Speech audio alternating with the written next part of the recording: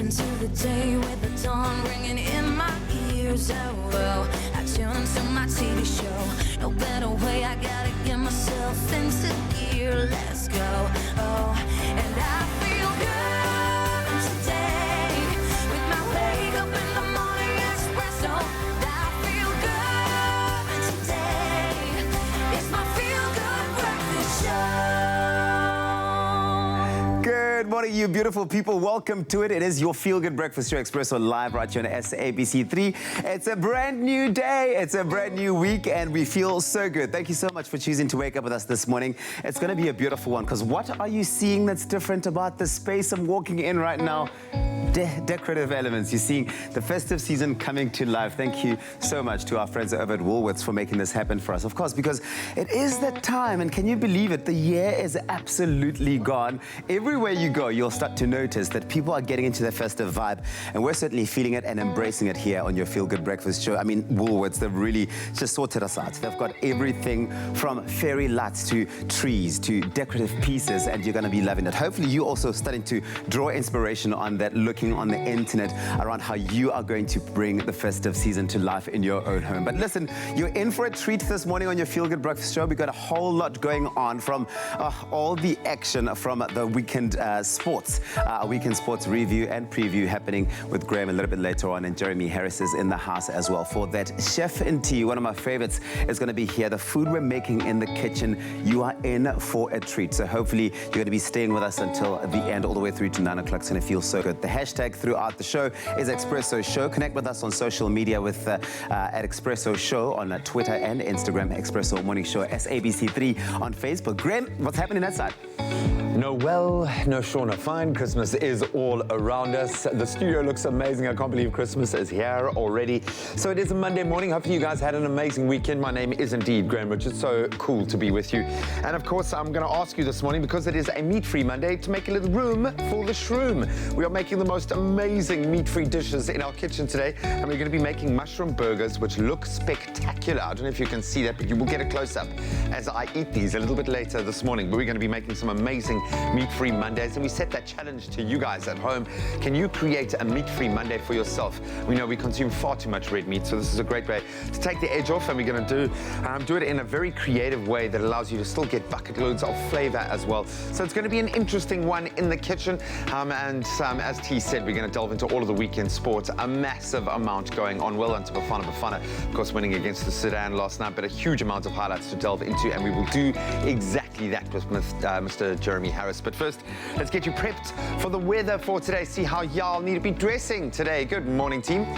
Oh yeah, we get you prepped with the weather to see how you're going to be dressing today. Jamie Lee, you're going to be telling me about the inspiration behind that outfit. Good morning, young lady. Good morning, Uncle Tom's. Hey, it's in the building. I feel fresh. It's a Monday. I know. It's the start of a new week, and I always like a Monday because you get to start over. So yes, you do. You feel like all of the stuff that you never did last week and the stuff that you promised yourself you'd do last week, if you never did it, it's a new chance. It's a cleansing, but here's a new chance as far as your weather is concerned to see what you're going to be wearing. Starting off in Johannesburg, thunderstorms over there. Yes, partly sunny conditions with a shower or thunderstorm that's expected in the morning, and a light northwesterly wind. And of course, as the evening approaches, partly cloudy conditions are expected over there with a thunderstorm in spots. That's the key word, thunderstorm for Johannesburg. Durban, mainly cloudy conditions with a shower or thunderstorm in the area with high humidity expected over there as well.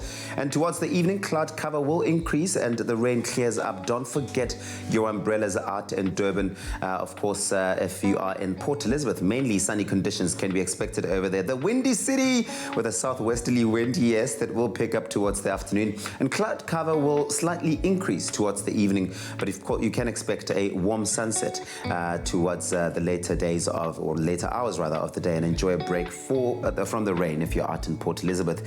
In the mother city, Cape Town, intervals of clouds and sunshine with a strong southerly wind. Then temperatures will range between 14 and 18 degrees out in Cape Town. Partly cloudy conditions are expected towards the evening, and the wind will slightly decrease. We need the wind to decrease out in Cape Town, because did you see all over social media is just images of that windy explosion. I almost said extravaganza, but there's nothing really nice about it. That was happening Friday. It was happening Saturday as well. People holding on to traffic lights. We need a break from that. But here we are. We've made it to a brand new week. People were literally holding on to their weaves as well, but you know what I'm holding on to is this absolutely amazing dress because it is a pop of color. And we've been seeing this so much on the runway and also in the wardrobe for the last 2 weeks, where it's literally a statement piece and a statement dress. So this dress is absolutely one of my favorites because of the material. It is so, you were saying breathability. The breathability. I mean, if you want to wear it in summer, it is one of those materials that just clinches on your body, but still makes you feel cool and sexy. And then, of course, can I stand up? I'm going to do a stand up. This is everything. When it pulls by the waist, because it gives that like snatch look. So snatch. It's just like that. So, you know, it just pulls it in. So I am literally feeling this look. And of course, the color is everything. So the pop of color. And of course the material. That's the thing. That's the thing about these dresses that Woolworths is coming out with is that they are, you know, a dress that can be simple and elegant, but at the same time make a statement at the same time. I mean, it's difficult to get that combination right, but they've clearly managed to do that with all those fine details like the cinching there by the waist, the color, and of course the breathability, which is absolutely perfect for this time of the year because you want to be able to feel a little bit light and feel like your fabric is breathing and you're not like boiling underneath the dress. Beautiful. I love it. Well, shop it online, shop it in store, get the app and get all of this fashion in your world.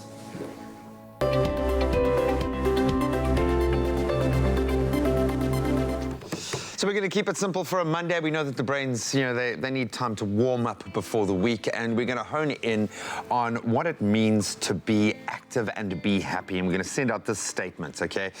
Because I think few people make the link between physical well-being and mental well-being, but the bottom line is if you're looking after your body and you are active, you're releasing endorphins, you're letting go of stress, so you are a lot happier. So our quote for this morning says exactly this. It's simple and it's powerful. Be active, be healthy, and just be happy. Just be happy, man. Just make a decision today to be happy. And if you're not active, maybe that's the missing piece of the puzzle for you to find that happiness. So go out there, be active, be healthy, and just be happy.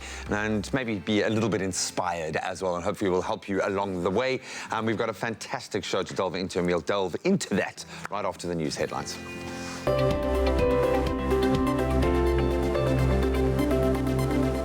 Thank you very much, G-Man. Let's take the first look at those news headlines. The National Union of Metal Workers of South Africa says it will embark on an urgent secondary strike that will bring the country's aviation sector to a standstill. SAA was forced to cancel hundreds of flights on Friday and Saturday at a cost of some 50 million rand a day. The family of slain 19-year-old UCT student Uyinene Mkhwetshwana is set to launch a foundation in her name. This was announced on Friday after her rapist and killer Luyanda Botha was sentenced to life imprisonment, 3 counts of that. In international headlines, more than 10,000 homes have been destroyed by severe flooding in the Central African Republic. Flooding is so bad in some parts of the capital, Bangui, that the only way to get around is by canoe. Sri Lanka's former defense chief, Gotabaya Rajapaksa, has won a presidential election that has split the country along ethnic lines. Rajapaksa took 52.25% of the vote. And finally, an anonymous donor dropped 120,000 rand towards a crowdfunding campaign just hours after a story was published about the plight of former Robben Island prisoners who were struggling to make ends meet.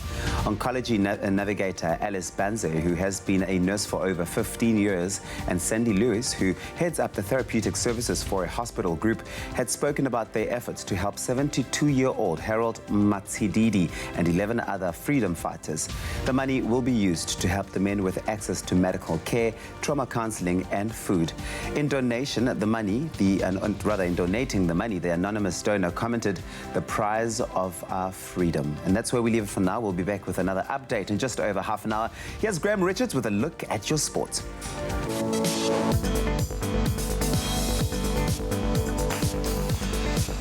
Thanks so much, T-Man. Let's start with our national footballing news first. Molefe and Tseki's Bafana claimed a narrow 1-0 win over Sudan. That was in the Africa Cup of Nations qualifier for Cameroon 2021, and it played out at the Orlando Stadium yesterday. Then in cricket, the weekend's Mzansi Super League results saw our table-topping Cape Town Blitz register a 10-run win over Durban Heat. That was at Kingsmead Stadium yesterday. While the Tshwane Spartans, they beat Paarl Rocks by 8 wickets yesterday. It did end up being quite a close affair.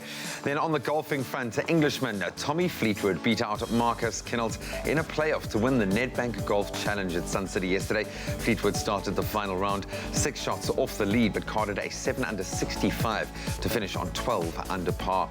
In motorsport, Red Bull's Max Verstappen won a dramatic Brazilian Grand Prix ahead of Toro Rosso's Pierre Gasly and McLaren's Carlos Sainz, who was promoted to 3rd place after newly crowned world champion Lewis Hamilton received a 5-second penalty in Interlagos. And staying with motorsport, MotoGP world champion Marc Marquez claimed a dominant victory in the Valencia Grand Prix to secure the team's title for Repsol Honda, while South African Brad Binder, he wrapped up his 2019 Moto2 season with a 3rd consecutive win in Spain, of course making the move up to MotoGP next year. And that's where we leave our sport for now. We'll delve into a full weekend review in just a moment.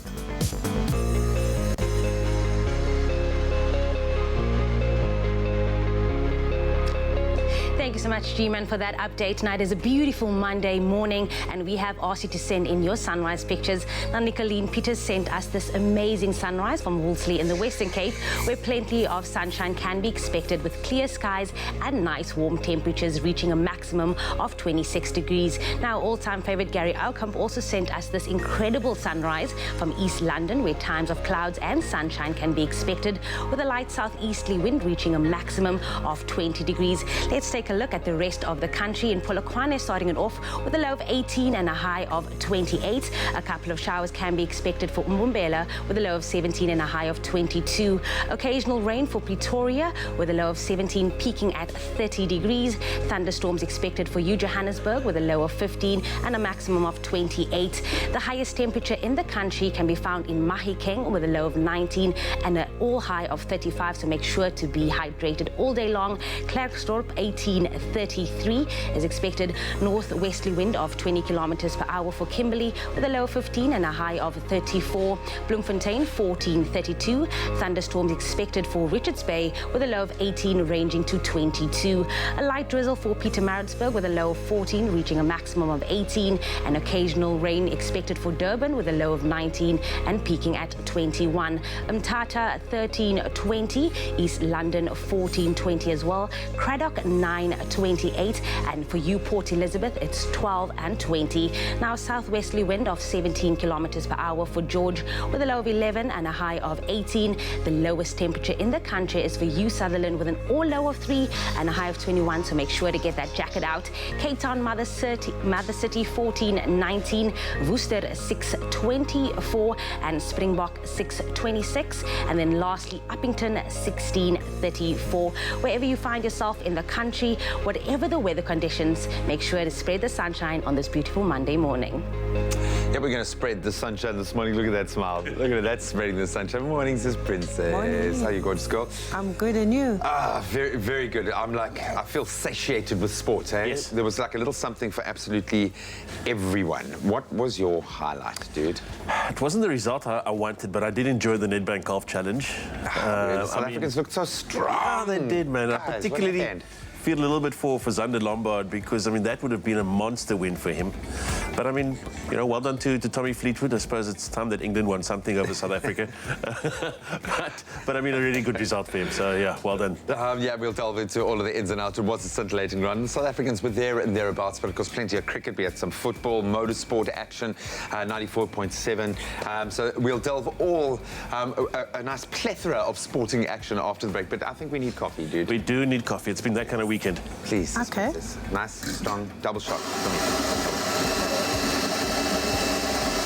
Only the highest grade Arabica beans. McAfee, great coffee, simple. See you after the break. Clover Crush, 100% pure fruit juice packed with vitamins and no added sugar. Crush your daily goodness. Now also available in long life. Support Crush in giving away another 20,000 pairs of school shoes to children in need. Buy a Crush, dial the number on the pack, and stand the chance to win your share of 500,000 Rand. Hashtag share the goodness. Made with love by Clover.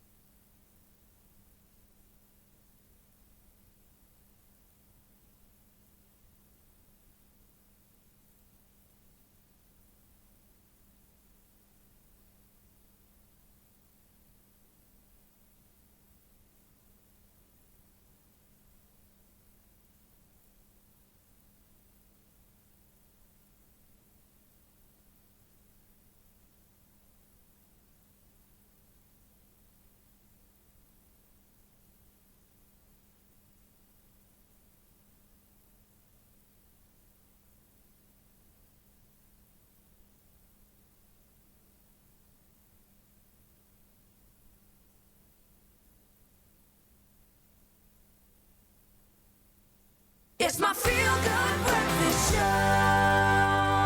Welcome back. Thank you so much for tuning in. You're live with Expresso after a bumper weekend of sport. Last night, Bafana claiming a pretty crucial win over Sudan, 1-0. Of course, Cape Town Blitz made their way to the top of the Mzansi Super League standings. And Englishman Tommy Fleetwood won the 2019 edition of the Nedbank Golf Challenge with the biggest prize purse you've ever seen in your life. And then, of course, plenty of cycling action as well. Mark Pritson of Team Office Guru won his maiden 94.7 ride.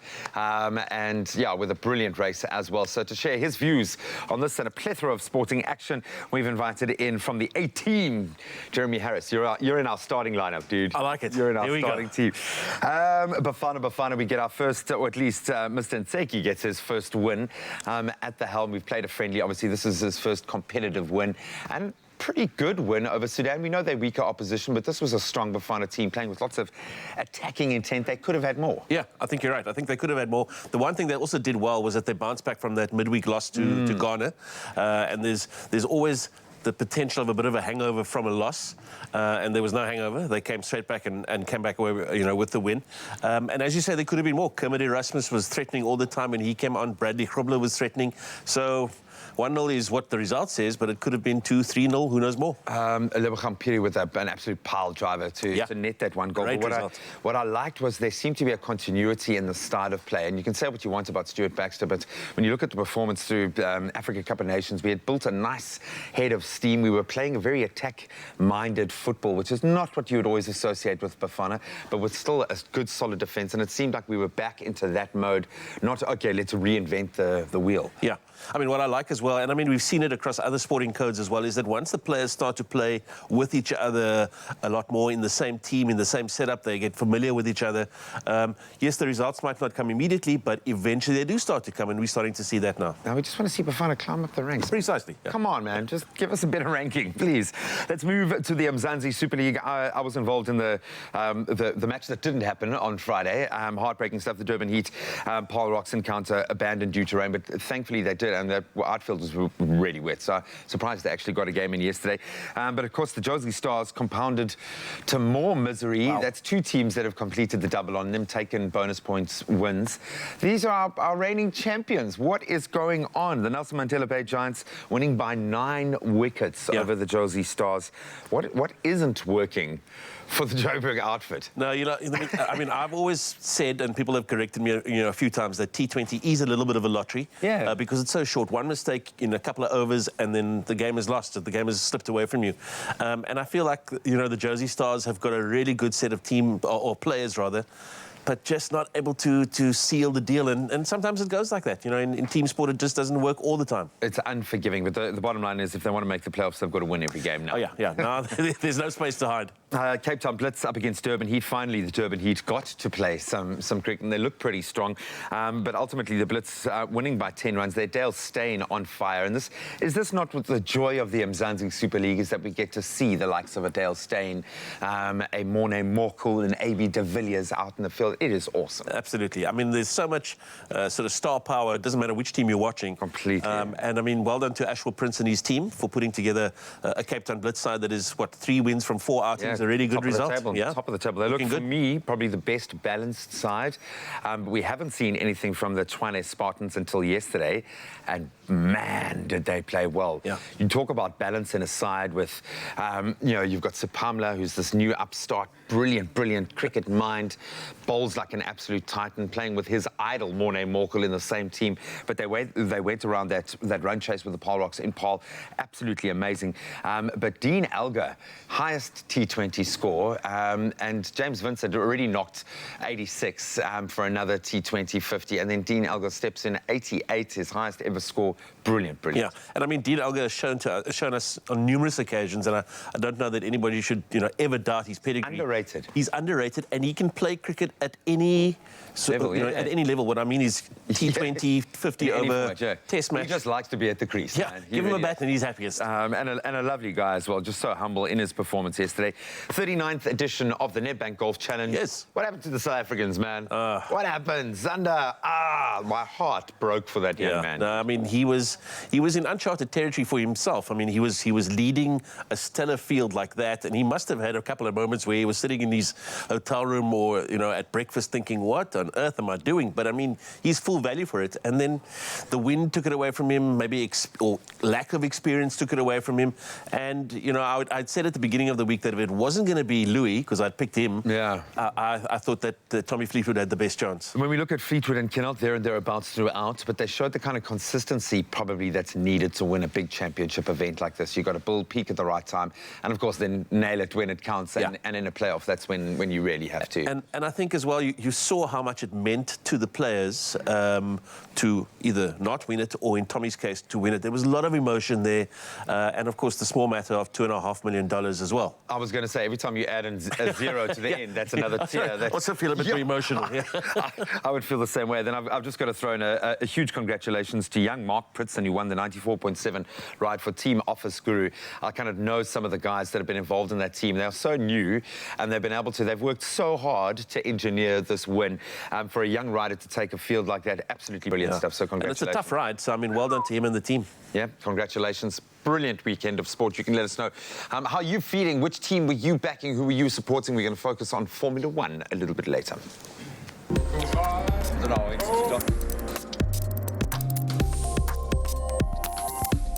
Whoa, it's that time of the year. Can you hear the jingle bells, guys? Can you hear the jingle bells? It's officially that time of the year where we get to spoil ourselves and our homes with the brand new technology. And so, courtesy of Dion Wyatt, for the next 2 weeks, we're going to be taking a closer look at all the latest tech that you need to get your hands on.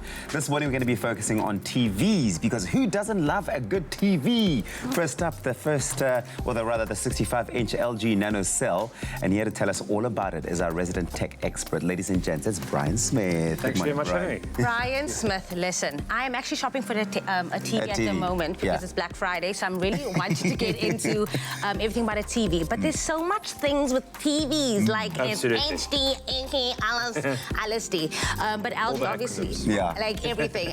I just know it ends with ED, so if it's ED, it's cool, right? No, I'm joking. But now, obviously, there's so much, like, what do you know? Like, LG just launched the Nano Cell range. Exactly what is nanocell? So that's a pretty great question. I think, as you mentioned earlier, there's a lot of confusion because there are so many industry terms, and especially when shopping for a TV. Yeah. So nanocell is actually LG's own technology that they've gone and trademarked and named. And essentially, this is some of their latest TVs to hit the market. And what's pretty unique about nanocell is that it's a conventional LCD screen, but it's actually using a number of different AI features, as well as some sound and picture optimizations to deliver a really interesting and great picture.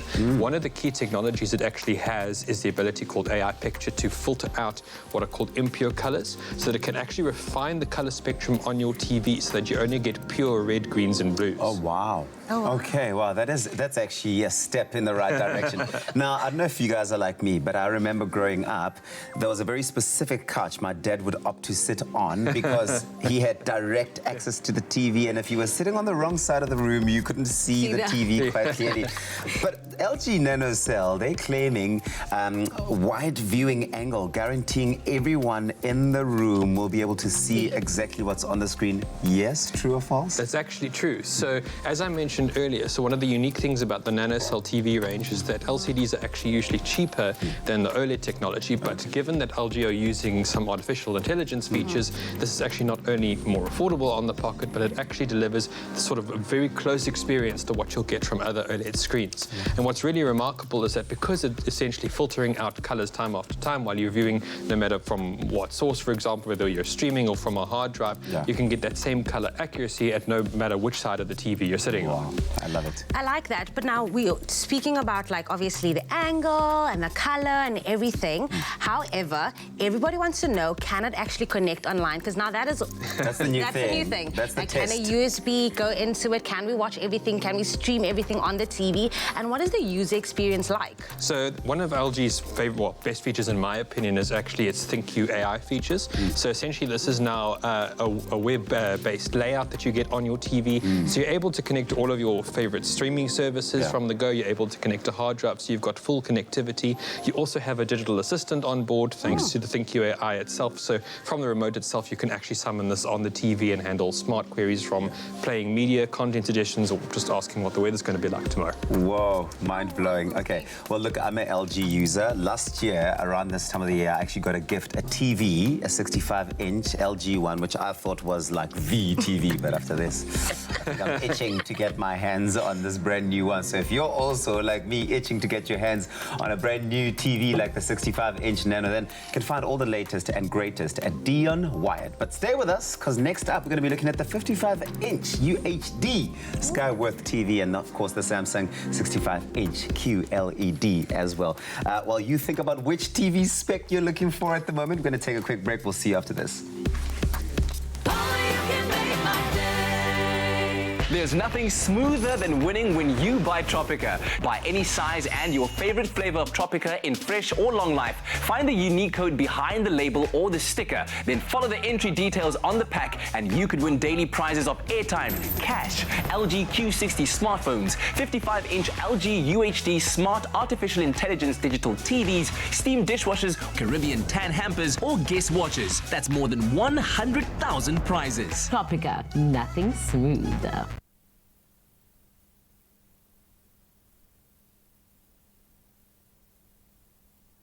It's my feel-good breakfast show.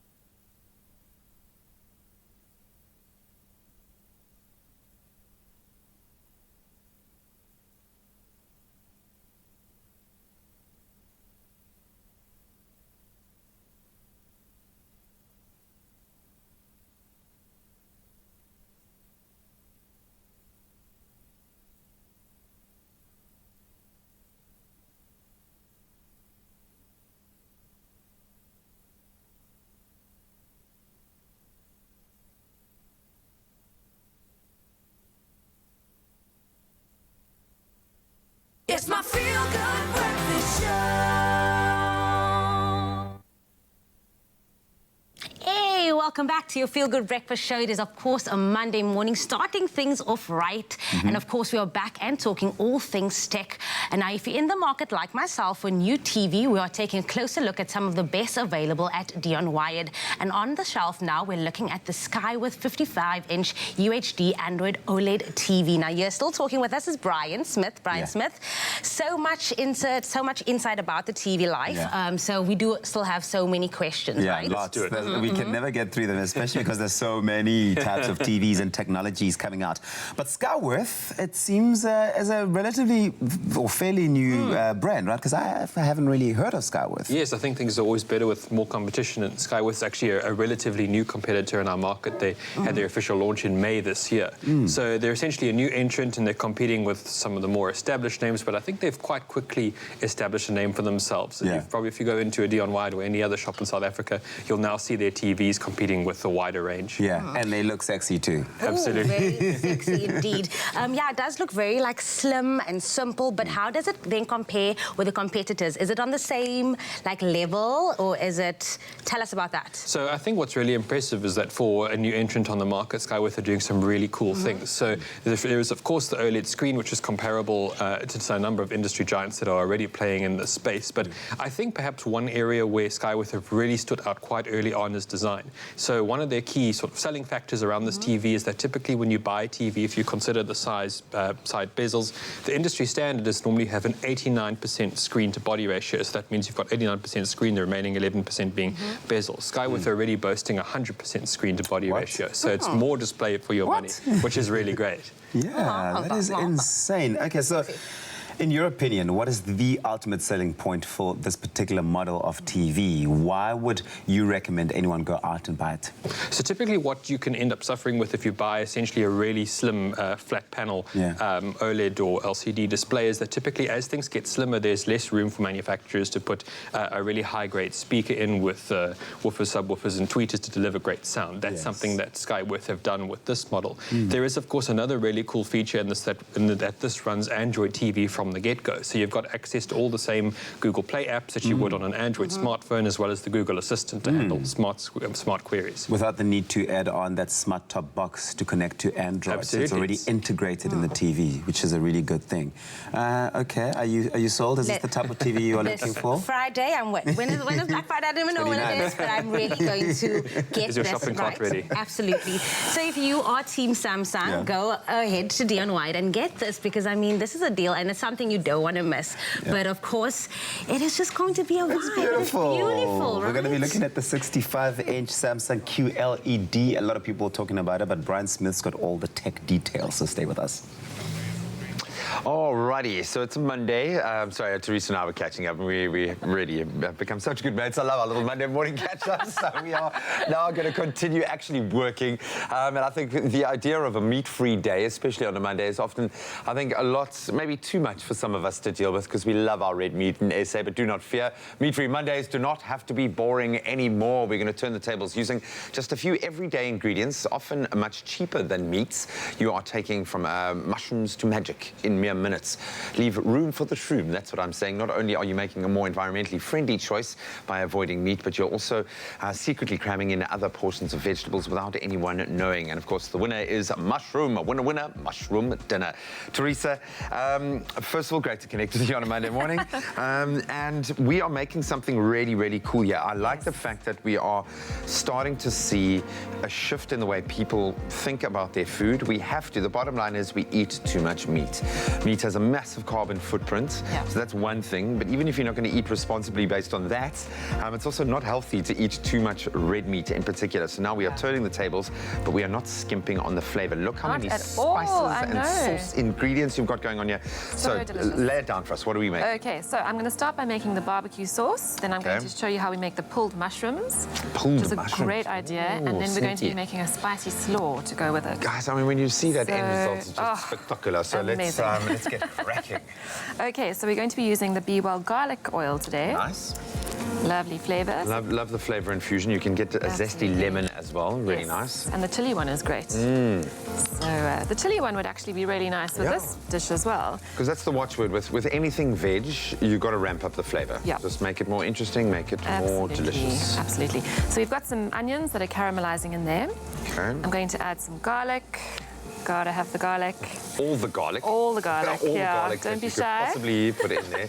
Again, don't be shy with the flavour. I've added some smoked paprika as well. Nice. And then we've got some cayenne pepper and some allspice.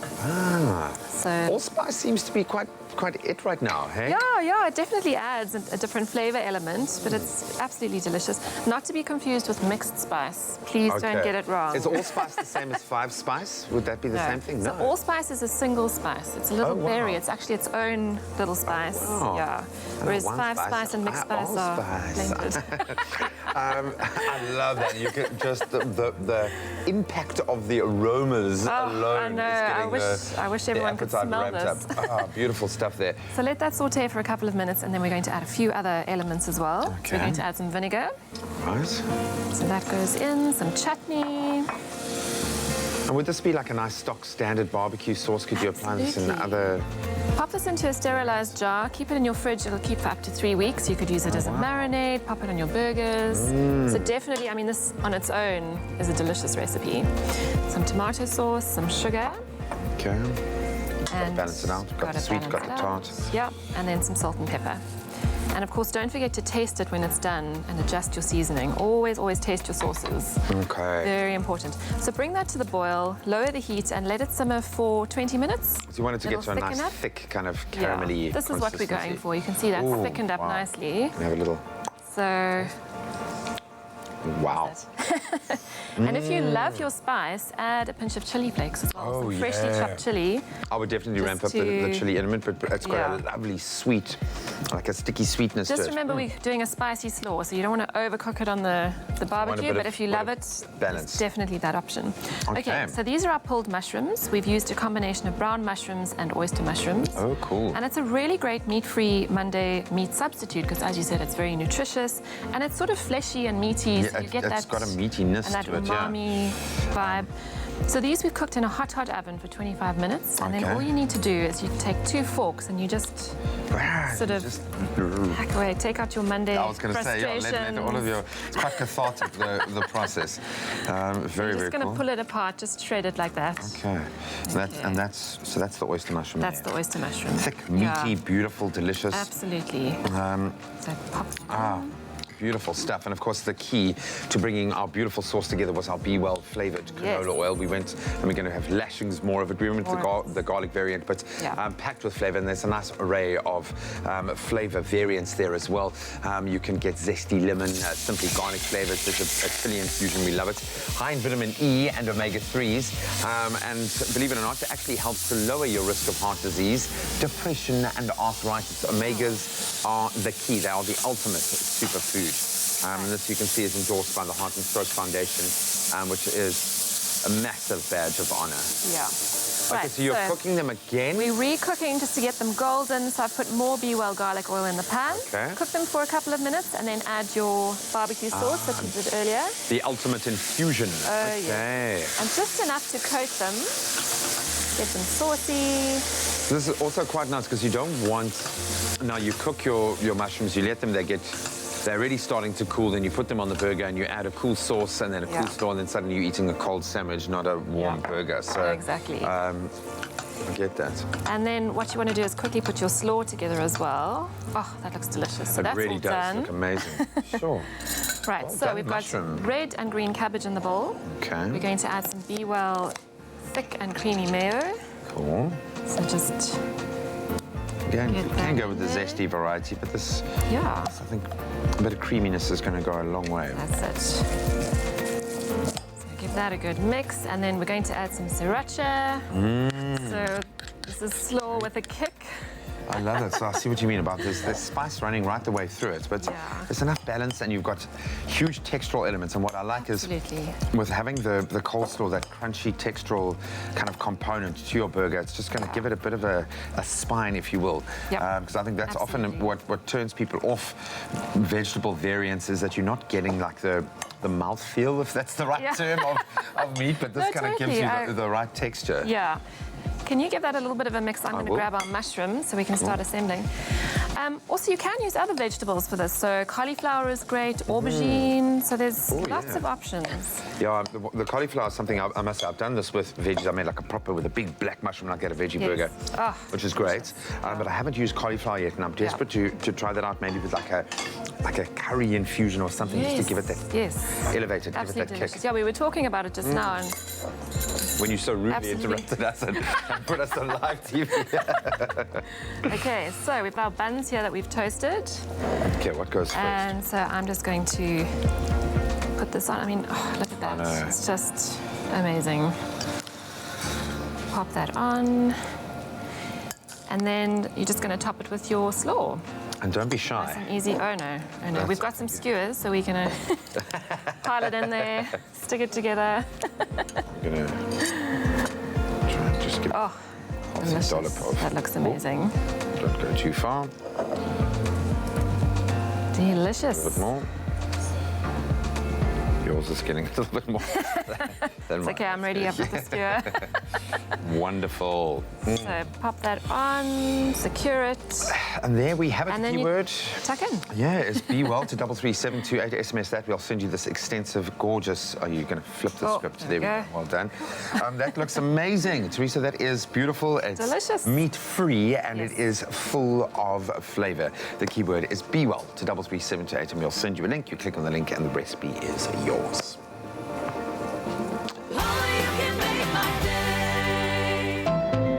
Show that there's a glass and a half in everyone by lighting up the faces of orphaned and vulnerable children this festive season. Donate your pre-loved toys, books or games at the Cadbury Dairy Milk Generosity at the Gateway Theatre of Shopping in Durban between the 12th and 18th of November. You can also donate your pre-loved toys or new toys at selected Toys R Us stores or online at toysrus.co.za.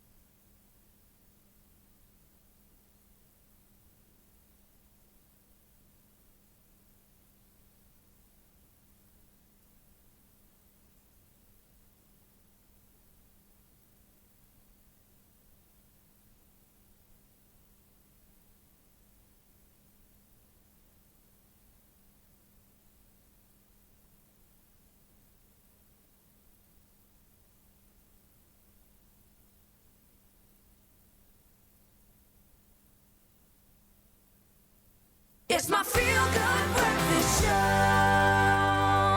Welcome back. You're live with Expresso. Still reveling in a bumper weekend of sports on the field and on the track. Driver of the day, Red Bull's Max Verstappen. He did have unfinished business, and he won a fantastic Brazilian Grand Prix at the Interlagos yesterday. Verstappen started on pole position and passed Formula One world champion Lewis Hamilton on 2 separate occasions to clinch the win. Hamilton, of course, getting a 5-second penalty along the way. The race in Sao Paulo had us on the edge of our seats, or those that watched it. I didn't, so I'm going to live vicariously through my good mate, motoring journalist Ciro de Siena. Dude, we wanted something exciting. We wanted a Brazilian Grand Prix that was going to live up to, because this one seems to have it's got a lot of, it's a legacy. There is something about this Brazilian Grand Prix that makes it, just seems to elevate it on an emotional level as well. Max Verstappen obviously dramatically crashed out last year and just looked to every part the young champion that we've thought that he could be. Your thoughts overall on the race yesterday? Thrilling. So hard to summarize.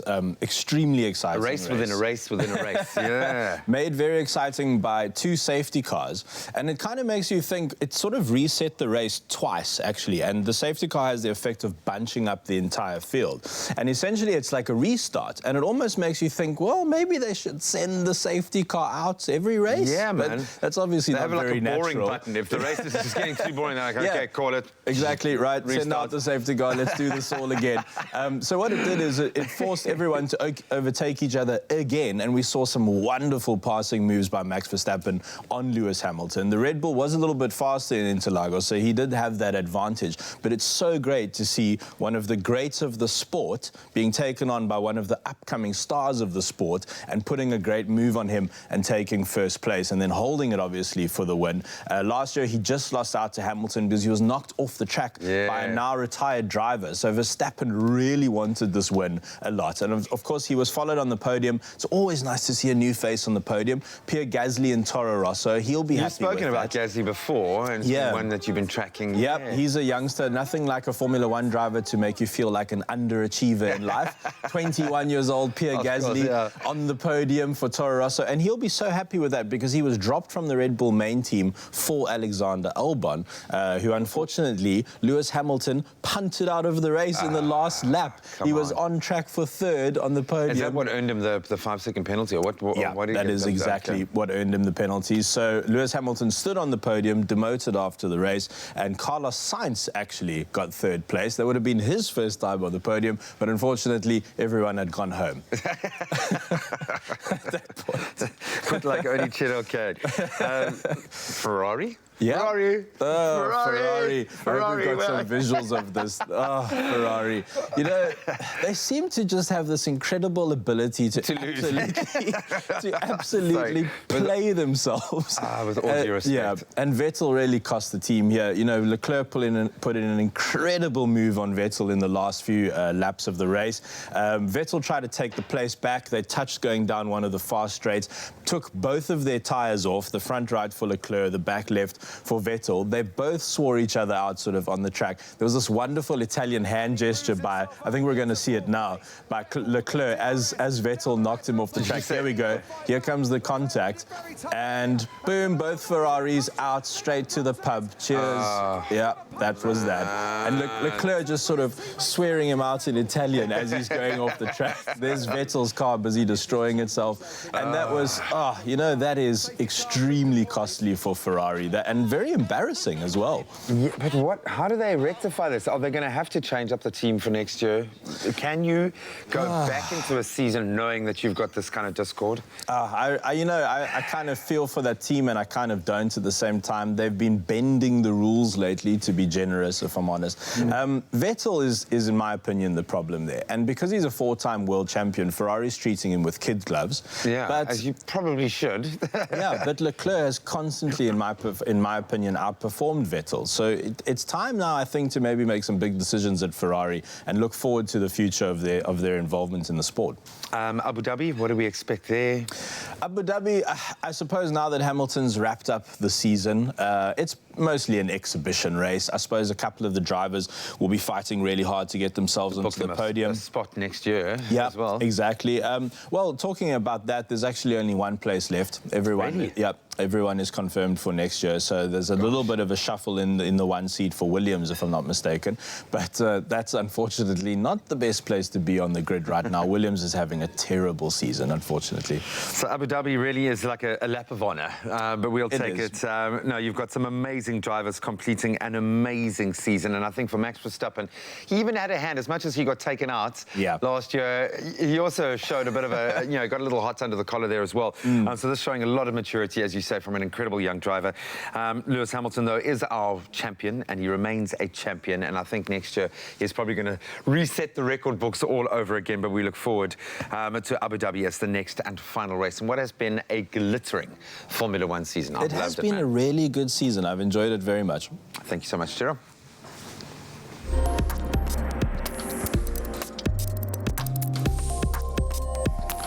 Well, you know, if you're not at the Grand Prix, watching those cars do their thing that they've just talked about now, you're probably sitting at home and watching them. The best way to do that is that you need a really good TV to catch all of the action. Let's be honest, when it comes to upgrading the house with some new technology, nothing beats the feeling of buying a brand new TV. And for most, it is the center of the home. It's where we all come together and gather around and unwind. But if you want to unwind in pure class and style, then the Samsung 65-inch QLED will seal the deal. Now, here to tell us more about it is Brian Smith, our resident tech expert. Still going on about the TVs, Brian. Doesn't end, doesn't end. I'm so confused now because, like, you're putting so much into my mind. I don't even know. I'm pulled on one side. But as you know, we are like Samsung lovers. We are Team Samsung here at Expresso Studios. However, what makes this one the it? Because it's 65 QLED, right? Yes. But it's a burst of billion colors, as you were saying, like the pixel and everything, but what makes this one stand out? So it's actually QLED technology that's really unique to what Samsung are doing. This is actually possibly the most advanced display technology on the market, and that it's been in research for a couple of years now. Essentially what QLED is the difference is that LED uses bulbs to convey light and color through a TV screen. LED sees individual pixels light up, but QLEDs actually sees not only those pixels light up, but control their own luminosity, so their brightness as well as their color. So essentially these pixels are dynamically able to shrink, so approach a cooler color, and expand and approach a warmer color. So what that means is that not only are you getting the finesse and fidelity of true detail, but you're actually getting some of the most extreme color reproduction on the market. Yeah, so it sounds like the picture quality, is like a summer dream, but besides this impeccable picture quality you're talking about, what else sets this TV apart? What else is the ultimate selling point for it? So Samsung, I think, have really always executed a great design with their TVs as well. And one of the major selling points about this one is that you can actually mount it to the wall with absolutely no gap. Excuse me, sir? So you're actually able to mount this to the wall with no gap itself. It's essentially like a picture frame. And Samsung also include essentially a clear optical cable, so you don't get any messy trunking when you're mounting this on your wall. So it's not only essentially something that you can use on your plasma display or your furniture, but you can actually mount this to the wall directly. And Samsung have a really great history and reputation in sound and quality, so I think if you're looking to set up a home theater, this is the TV for you. No need for those khara cables going on there. And hide it with a nice pot plant to hide all the wires. But who exactly is this TV for, and why do we want it in our homes? Besides it being beautiful, but why do we actually want it in our homes right now? So I think this is the perfect TV for someone who's ready to take the step and set up a full home cinema experience. I don't think there's any really better color reproduction and finesse on the market at the moment that's commercially available. And I think if you're looking to set up something for family and friends to enjoy, to watch the latest movies in the finest detail you can with the best sound experience, this is the TV you want to go for. My ex-girlfriend was telling me that this TV has voice control, remote control. It does as well. So that's also another industry-leading feature that Samsung have. And essentially, as well as internet connected, so you're able to watch all your streaming services as well as connect hard drives and other peripherals to it to get all the media that you want to watch. So can you do voice commands to the remote? Is that what it means? Yeah, directly. Wowzers. Explain to me what is a voice thingy? I'm very confused now. So essentially the way this works is that it's using the same smart speaker digital assistant experience that you might have on your phone. So you're able to trigger this by pressing a button on the remote, and that you're able to actually issue smart commands to your TV.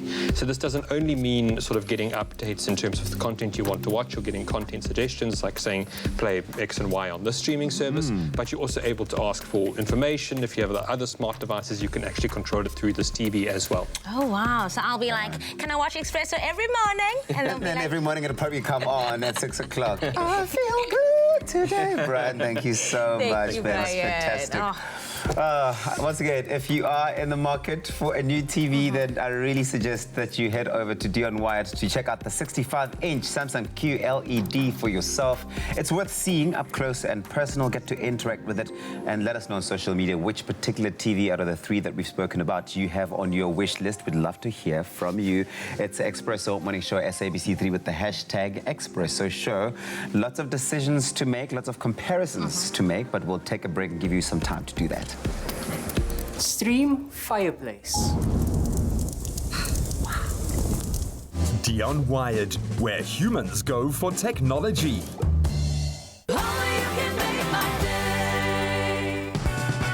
Win A trip to London from the 12th to the 20th of November with Travel Start, Virgin Atlantic, and in the company of our local explorers, Danilo Acquisto and Akila Haron.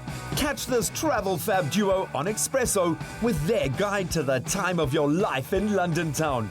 Vote for your favorite itinerary on the Travel Start website and put yourself in the draw for those 2 return tickets on Virgin Atlantic.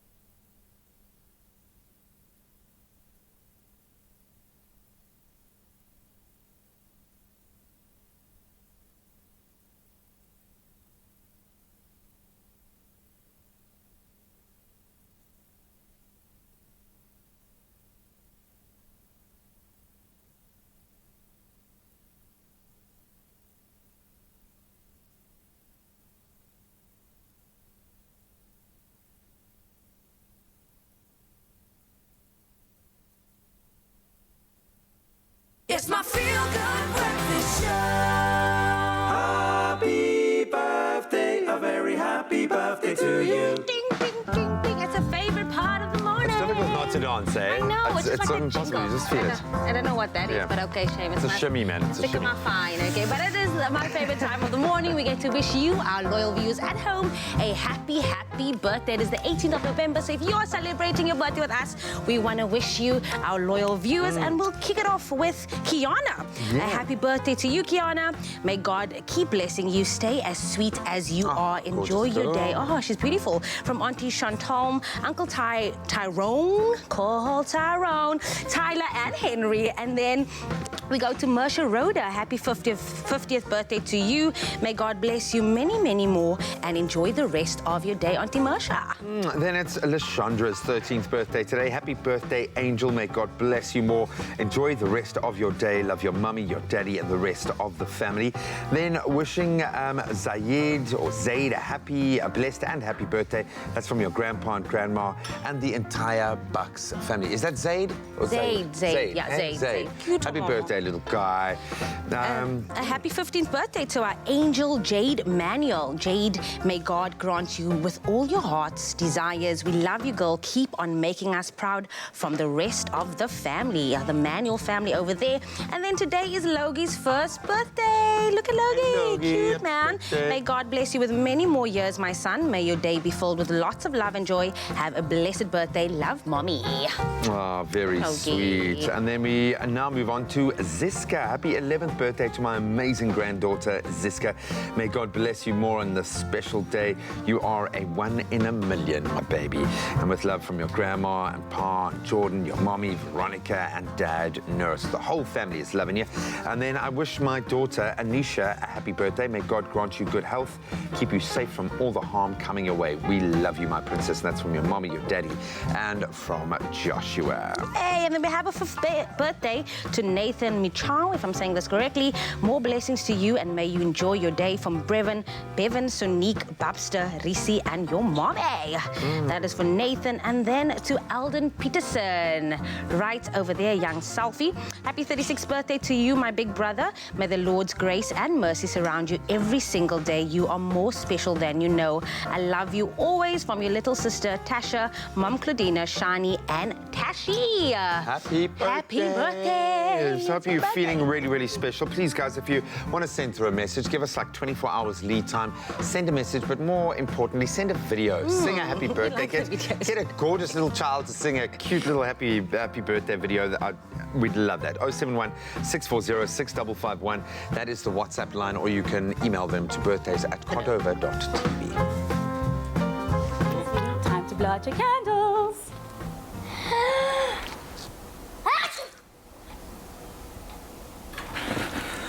Don't ruin the moment. Prevent allergies or cold and flu with fast-acting powder nasal spray from the Nexa range. Nexa, brought to you by Pharmacodynamics. It is 7 o'clock, which means we had a full hour with you. Still 2 more hours to go. But let's get right into it with the news headlines with Uncle Tabsy. Thank you very much, Jamie Lee. The National Union of Metal Workers of South Africa says it will embark on an urgent secondary strike that will bring the country's aviation sector to a standstill. SAA was forced to cancel hundreds of flights on Friday and Saturday at a cost of some 50 million rand a day. The family of slain 19-year-old UCT student Uyinene Mrechana is set to launch a foundation in her name. This was announced on Friday after her rapist and killer, Luyanda Botha, was sentenced to life imprisonment. In international headlines, more than 10,000 homes have been destroyed by severe flooding in the Central African Republic. Flooding is so bad in some parts of the capital, Bangui, that the only way to get around is by canoe. Sri Lanka's former defense chief, Gotabaya Rajapaksa, has won a presidential election that has split the country along ethnic lines. Rajapaksa took 52.25% of the vote. And finally, famed cartoonist Jonathan Shapiro, better known as Zapiro, has received a top French cultural award in recognition of his contribution to the arts.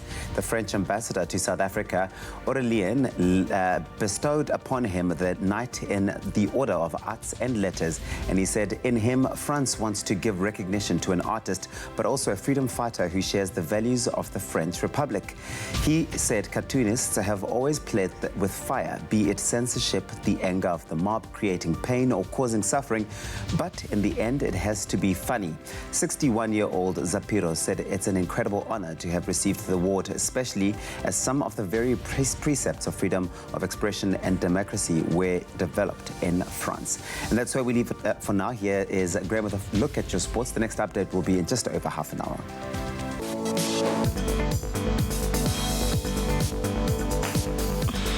Let's kick it off with football. Malafi and Zeki's Bafana Bafana claiming a narrow 1-0 win over Sudan. That was in their Africa Cup of Nations Cameroon 2021 qualifier match playing out at the Orlando Stadium yesterday.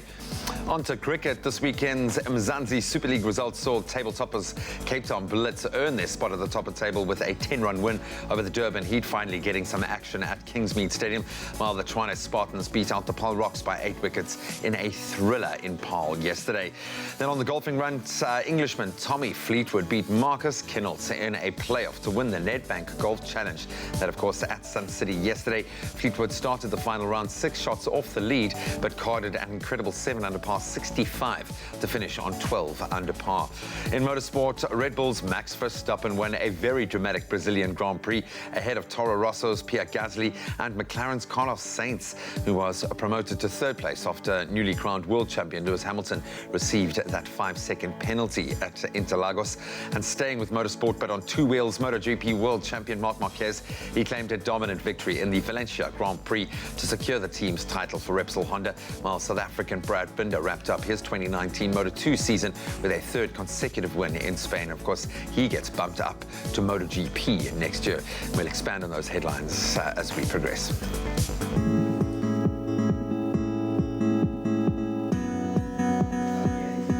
Thank you so much, Dee, for that update. Now let's take a look at what's happening on the roads. In Magaliesburg on the R24 route, there's a protest action before Orient Hills, causing road closures between Krugersdorp and Magaliesburg section. Please avoid the area this morning and use an alternative route. Now bring it back home to the Western Cape. Maitland, there's a stationary vehicle on the N2 inbound before Mowbray Main Road. The ramp lane is obstructed and causing delays. Please keep a lookout for this. And on the Metro Rail Northern Line, all Strand trains are suspended until further notice in both directions between Strand and Cape Town. Commuters are advised to use an alternative mode of transport this morning. That was a look at the roads. Let's take a look at the weather.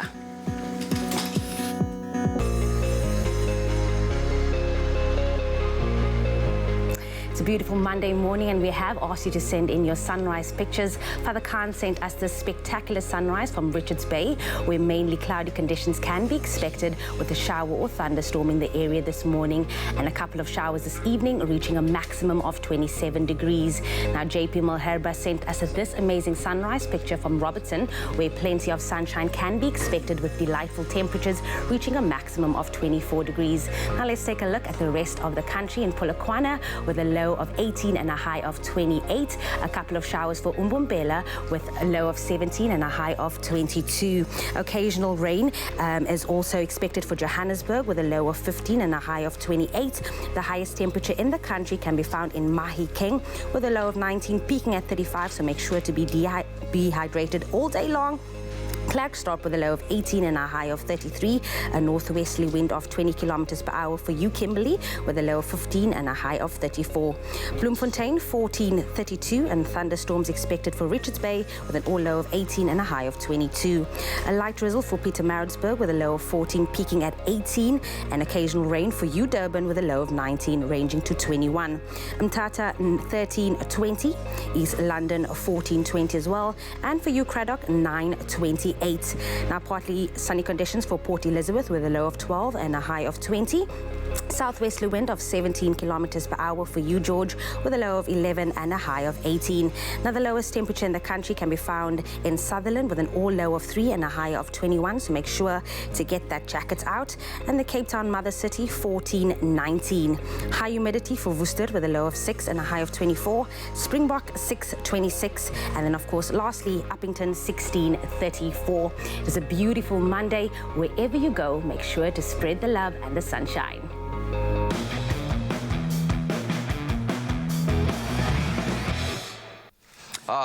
Time to have a little bit of fun. My Bobby CC's Uncle Bobby Boo. I love this dog. He's just so I weird. do too. I love him He's so weird. I love him. Oh, he's a sweet boy. We've come a long way, you and me, Bob. So we're calling all dog owners right now. If you're up for a challenge and a good laugh, I think, with your very loved one, Bob is here. Don't worry. And this week, Bob is challenging you to a challenge that has had social media in hysterics. We're calling it What the Fluff Challenge. Now, Bob is challenging you guys at home to join in on the fun for a chance to win with Hill's Pet Food. Now, this is Bob's Boot of the Week, What the Fluff Challenge. Let's take a look at some of really hilarious clips that have come through. Where are you going, guy? Don't go, Bobbers. Oh, you were getting closer to the TV. Oh, see, this is what they showed last year. Yeah.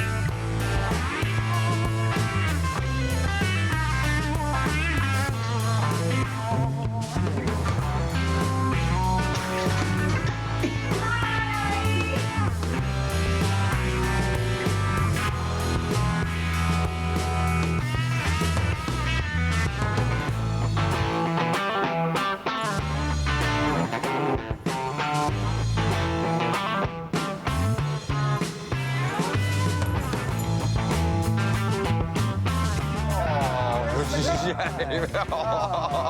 have to love Why do I feel like crying all of a sudden, man? It Poor starts off dog. sweet and but it's all really harmless fun. It is just harmless fun, and I'm sure the dogs have as much fun watching themselves do that back if you had to play it on TV. But of course, if you and your pet are up for the challenge, and I'm sure you are now, send through a clip on our Facebook page, Expresso Morning Show SABC3, and you stand a chance to be featured as Bob's Boot of the Week and win an awesome Hills Dog Food giveaway to the value of 1,000 rand. Yeah, that's pretty impressive. So the competition ends today at midday. So get on it, start having a little bit of fun with your pups, and all the terms and conditions can be found on expressoshow.com. I can't even bear to watch. Hey, Bob. Oh. Science is at the heart of biology-based nutrition. The secret to lifelong health, it all starts with science. Boys, you guys are looking like you're having too much fun, but I'm going to have so much fun after this speaking to an amazing person. Bianca Flanders is in studio, and she's going to be talking about her new book, Pumpkin Finds Her Queen. It's all about embracing who you are and about just embracing the natural life. So you don't want to go anywhere, because you'll see you after this. Yes, Queen! Only you can make my day. This just in. The countdown to Black Friday is on, and you can count on Macro Game and Dion Wired for unbeatable deals on TVs. So don't miss out on the TV that you want by paying your current SABC TV license or getting a new one in store before Black Friday. Don't forget to bring your FICA documents or your TV license statement. It's the explosive sale event you don't want to miss. Save money, live better with Macro Game and Dion Wired this Black Friday.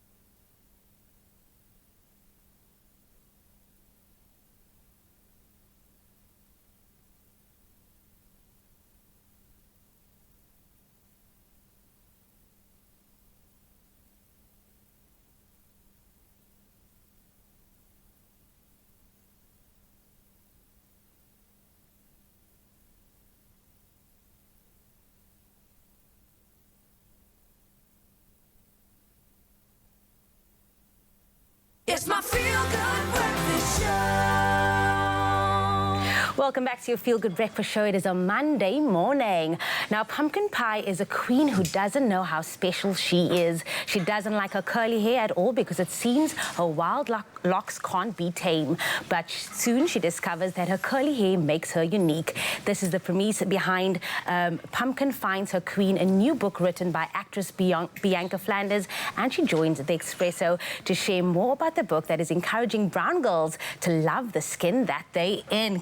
Yes, queen. That's what I want to just say. Like, queen, absolutely. Like, when I just saw this, I was like, yes. Thank you. More of this. Like, just encouraging young people to just, own it. Yes. I almost broke into song, Bianca. Thanks so much for coming through. I almost went, brown skin girl. Friend, that makes me so happy. That makes me very happy. Because that's what it's about. But of course, as an actress and a performer, you've had the platform in the space many times to really use your voice to influence for change. Why the decision now to write this amazing book? Well, acting is storytelling, so the book was another vehicle for the story. And a lot of the work I do is maybe not always age appropriate for little girls. Yeah. So I really wanted to do something that would reach, a different audience. Yeah. Absolutely. And we're actually living in these times where it's okay and people's accepting it more. I think years back, when we say like big hair, curly hair, krusare, Yes. it wasn't acceptable to say it. I've been natural for about like 5 years now. And when I went natural the first time, I remember like shaving it all off. I was like, oh my gosh, am I going to be accepted? Why was it so important for you to write this book and then also add this to all the things that you've already been doing? Well, the thing is, like you said, there already has been a lot of change, and I think we've come relatively far, but I don't think we've come far enough. So for me, the fact that the book is still an exception is not okay. So I want to keep on writing until it becomes the norm. I was really nervous before it came out. And then I heard a story about a little girl called Lila who has big curly hair just like mine. Yeah. And she was bullied really, really badly, you know, for having her curly hair. And I thought, okay, well, we still have a lot of work to do. And she's doing great work, working on anti-bullying campaigns with her big curly hair. I love it. A beautiful story to tell, Bianca. I mean, you spent quite a lot of time in this space, chatting to and engaging with these little girls across the country, possibly across the world as well. Where do you think little girls are today? How far do you think they've come in terms of, you know, loving their authentic selves and really being able to express that? I think they have come far, and it's really incredible to see individuality being praised. Yes. But I think we still have more work to do. You know, I think especially in South Africa, hair has always been political for us. Hair is never just hair. So I think we need to keep fighting the good fight until hair is just hair. Yeah. Now take us to the process of actually making this book. Like, I know you've spoken to a lot of people that you were inspired by, but what was the process like to actually make this book? Well, as a freelance actor, if I'm honest, I was enjoying a lovely month of unemployment. And, I'm really bad at relaxing, and I've always been an avid reader, and I thought, well, you know, I've got 3 weeks, why not use this time? And it was really weird because, to be honest, this sounds a bit esoteric, but I really feel that God decided that he wanted the story in the world, and me in my unemployed state just happened to be available that day. So I just kind of vesseled out the story, and I wrote it in, I think, about half an hour, and within 4 days I had a book contract. So it was really incredible. It was very quick, yeah. Bianca, I have to say, you know, Pumpkin Finds Her Queen is such an incredible book, and you've done it in such a way that you've created an energy of accessibility around it. You've got it in English, you've got it in Afrikaans as well, which is fantastic. It'll reach so many young girls out there who will relate and be able to read it and understand it. But what is the key message that you want anyone reading this book to take out of it? For me, the key message is that it is your difference that makes you special. Yes. And in my dream world, it wouldn't just be English and Afrikaans, it would be all 11 languages. Yeah. Braille must also be in there. And we're going there. I'm sure it's going to happen. I'm sure it's going to happen. Well, listen, I mean, I think my end of it, just having read just the back of it, the back cover of it, is I'm just like, yes, queen. Absolutely. But you know what I also love it is that you're starting at young already, because I think it's so important to actually start from a young age and teach these girls that, like, when you become older, or, you know, just bigger, that it's okay to be who you are, and like unapologetically so, with your hair, with your skin color. So thank you, yes, for teaching these little princesses to be the queen that they're going to become. So, Mama, you are doing the thing. Thank you. It's Bianca Flanders. Her book is called Pumpkin Finds Her Queen. It's available now. You can get it in online as well as from all leading bookstores. Go get it and be inspired, brown skin girl. Well, just like local literature, supporting local design has become really easy. Tala Africa represents a curated selection of fine fashion, decor, children's dolls, and a lot more, crafted exclusively by African artisans and designers. We love that. So these creative talents, who are community-based, are finding markets locally and abroad. It's this fantastic non-profit organization. They really have hit the mark, allowing the world to discover Africa at their fingertips. We all need a little bit of help, especially small business owners who are trying to navigate their way through this economy while trying to stand out in the online market. In comes Tala Africa, a not-for-profit company who helps small community businesses grow and create more jobs. The driven, dynamic chairwoman of Tala Africa is Maggie Sabia. Maggie, why do you think developing small community-based business is so important in South Africa? The big issue that we have in the country is job creation. Developing small businesses is really important to help us monetize our creativity and our ingenuity. What are some of the challenges that these small-based community businesses face? Most of the time you find that from a visibility perspective, only the people that are around you can see and appreciate your craft and your products. The other issue is distribution. How do you get your products then from point A to point B? If somebody's in Durban, they like what they've seen. And then just the business knowledge, you know, challenges with cash flow management are some of the challenges that small businesses do face. And how does Tala Africa aim to help? Tala Africa is really an online platform. So the whole point is to bridge that gap of the designers, products reaching the end user, be it in South Africa or globally, from dolls to beaded works to household stuff, and they are curated. They go through a very, very, very rigorous vetting program. Our designers do not pay anything. Tala Africa is a non-profit organization. The plush dolls developed by Shwe Poppy's co-founder Wandile Solambela have found markets far beyond the community who produce them. How does being part of Tala Africa benefit you? Being part of Tala Africa benefited us a lot. As we small business owners, sometimes we don't know how to deal with the media and how to go by those things. So they're helping us in the media side of things, like going to TV, going to the radio. Also, they've got an online shop which we sell our products from there. So the online shop reaches a lot of countries, like overseas countries, and even locally they do place orders from there. Tala has actually helped us in giving us a bigger footprint. They've got a far bigger reach than us. It's just the Sibahle Collection is a local South African brand. So it's been very beneficial in that we've been exposed to markets that we wouldn't ordinarily be exposed to on our own. The not-for-profit company is currently helping 8 grassroots businesses with products that range from accessories, footwear, dolls, and deco. And they all have a special story to tell. Wandile, tell me, what exactly is a Shwe Poppy? A Shwe Poppy is a doll that was created here in Soweto from kids' drawings. And then from those drawings, we made the dolls and we named the dolls after the kids that did the drawing. So that's why we've got characters like Hope, Faith, Pilisiwe, and Moisile. And then we use Shwe material. That's why we call ourselves Shwe Poppies. Sounds like you're doing an absolutely incredible job. Where do the proceeds go? The proceeds goes to helping the kids that did the drawings, because we've got a trust fund that we set for the kids. Certain percentage of the sales, it goes to the trust fund that we set for the kids for their education. And then I'm working with the ladies in the community. So ladies in the community, they're getting paid for making the Shwe Poppies, because some of the ladies, they were not working before we started Shwe Poppies. They were getting food parcels from the NGO here in Soweto called the African Children Feeding Scheme. So we thought it's not nice for people to get handouts. So it would be nice if we create something and then they can get paid for that. Sibahle Collection is a lifestyle brand that offers representative toys. So we've got toys that really seek to empower young girls to love themselves and to appreciate the bodies that they were born in. So we've got quite a diverse range, ranging from doll with albinism, doll with vitiligo, a mixed race doll, an Indian doll, things that have not been done before. So as a brand, as Sibahle Collection, we're really looking to be the voice for those kids that have been previously marginalized or ignored by the toy industry.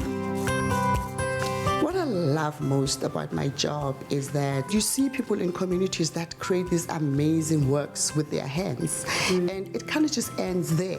Being able to participate in a program like Tala Africa is actually starting to take those people out of the backwoods, out of the back, from obscurity, to put them on a global stage and say, you know what, look what we have done, look what we can do. We bring the technological platform, and our designers, who is our partners in this case, bring the products. So I love that. I really love that about my job.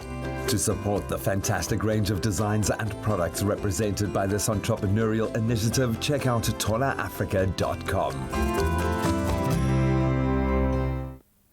Well, ladies and gents, I think we all know that there is nothing better than a recipe that is inspired by someone's life journey, life story, breakups, romances, friendships, liaisons, and the works. And Chef and Tea, ladies and gents, she's in the house. And you know what that means, Chef and Tea? You look amazing. Thank you. And we know what that means. I had to dress up for you, you know? Ah, man, it's been a long time coming, but here she is, Chef and Tea, one of my absolute faves. She's got a brand new book out. It's called Chef and Tea, My Modern African Kitchen. And you want to know all about it. If you thought you knew about pap, well, wait till you hear about this crispy stir-fried pap coming up after the break. Sweet, sweet, sweet. Bring home more than just memories of Mauritius with Club Med's all-inclusive holiday packages for families, friends and active couples. Choose from 3 Club Med Mauritius resorts and save up to 15% on your December 2019 booking with their early booking bonus. Extra bonus, kids under 12 stay free in Mauritius and fly free on Air Mauritius. Contact the agency by Club Med to book and visit clubmed.co.za for details.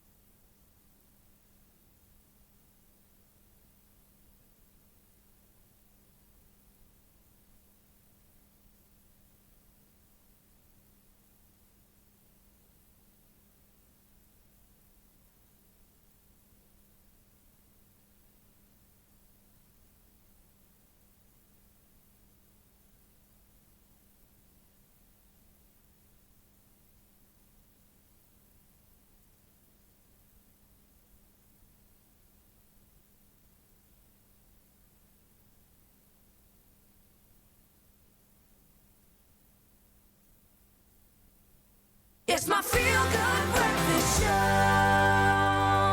Welcome back. You're live with Expresso. Thank you so much for tuning in on this beautiful Monday morning. It could be even more beautiful. Why? Because glorious summer is almost upon us. I know it probably is, but in the Cape, it hasn't quite kicked in properly.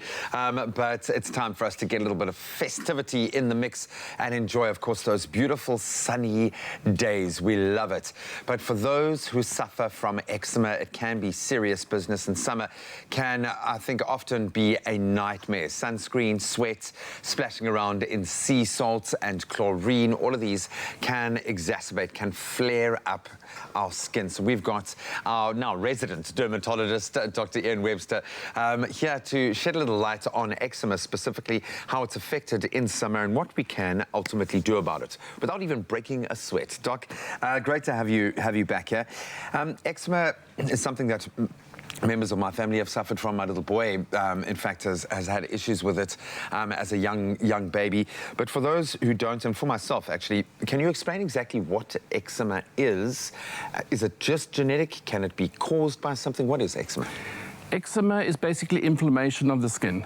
And there are many different types and causes of eczema. And the commonest one is what we call atopic eczema. Atopic, okay. Atopic eczema, and that's often, it goes with asthma, hay fever, eczema. And we thought initially it was primarily an allergic condition, but now we know it's basically an abnormality of your epidermal barrier function of your skin. Okay. So you've got your top layer of the skin, which is your stratum corneum, and that is faulty. It's like the cement in between the cells is faulty. So that's why people with eczema often have a genetically dry skin. They have what we call ichthyosis. And then as a result of that faulty barrier function, then the allergens, then you set up the allergies. So the allergies is actually a secondary thing. Okay, so that just kind of And kicks most it of off, these yeah. eczemas start off in childhood. Fortunately, most of the kids do grow out of it, but you're going to have a drier skin for the rest of your life and a more sensitive skin. So you have to use the right products, basically forever.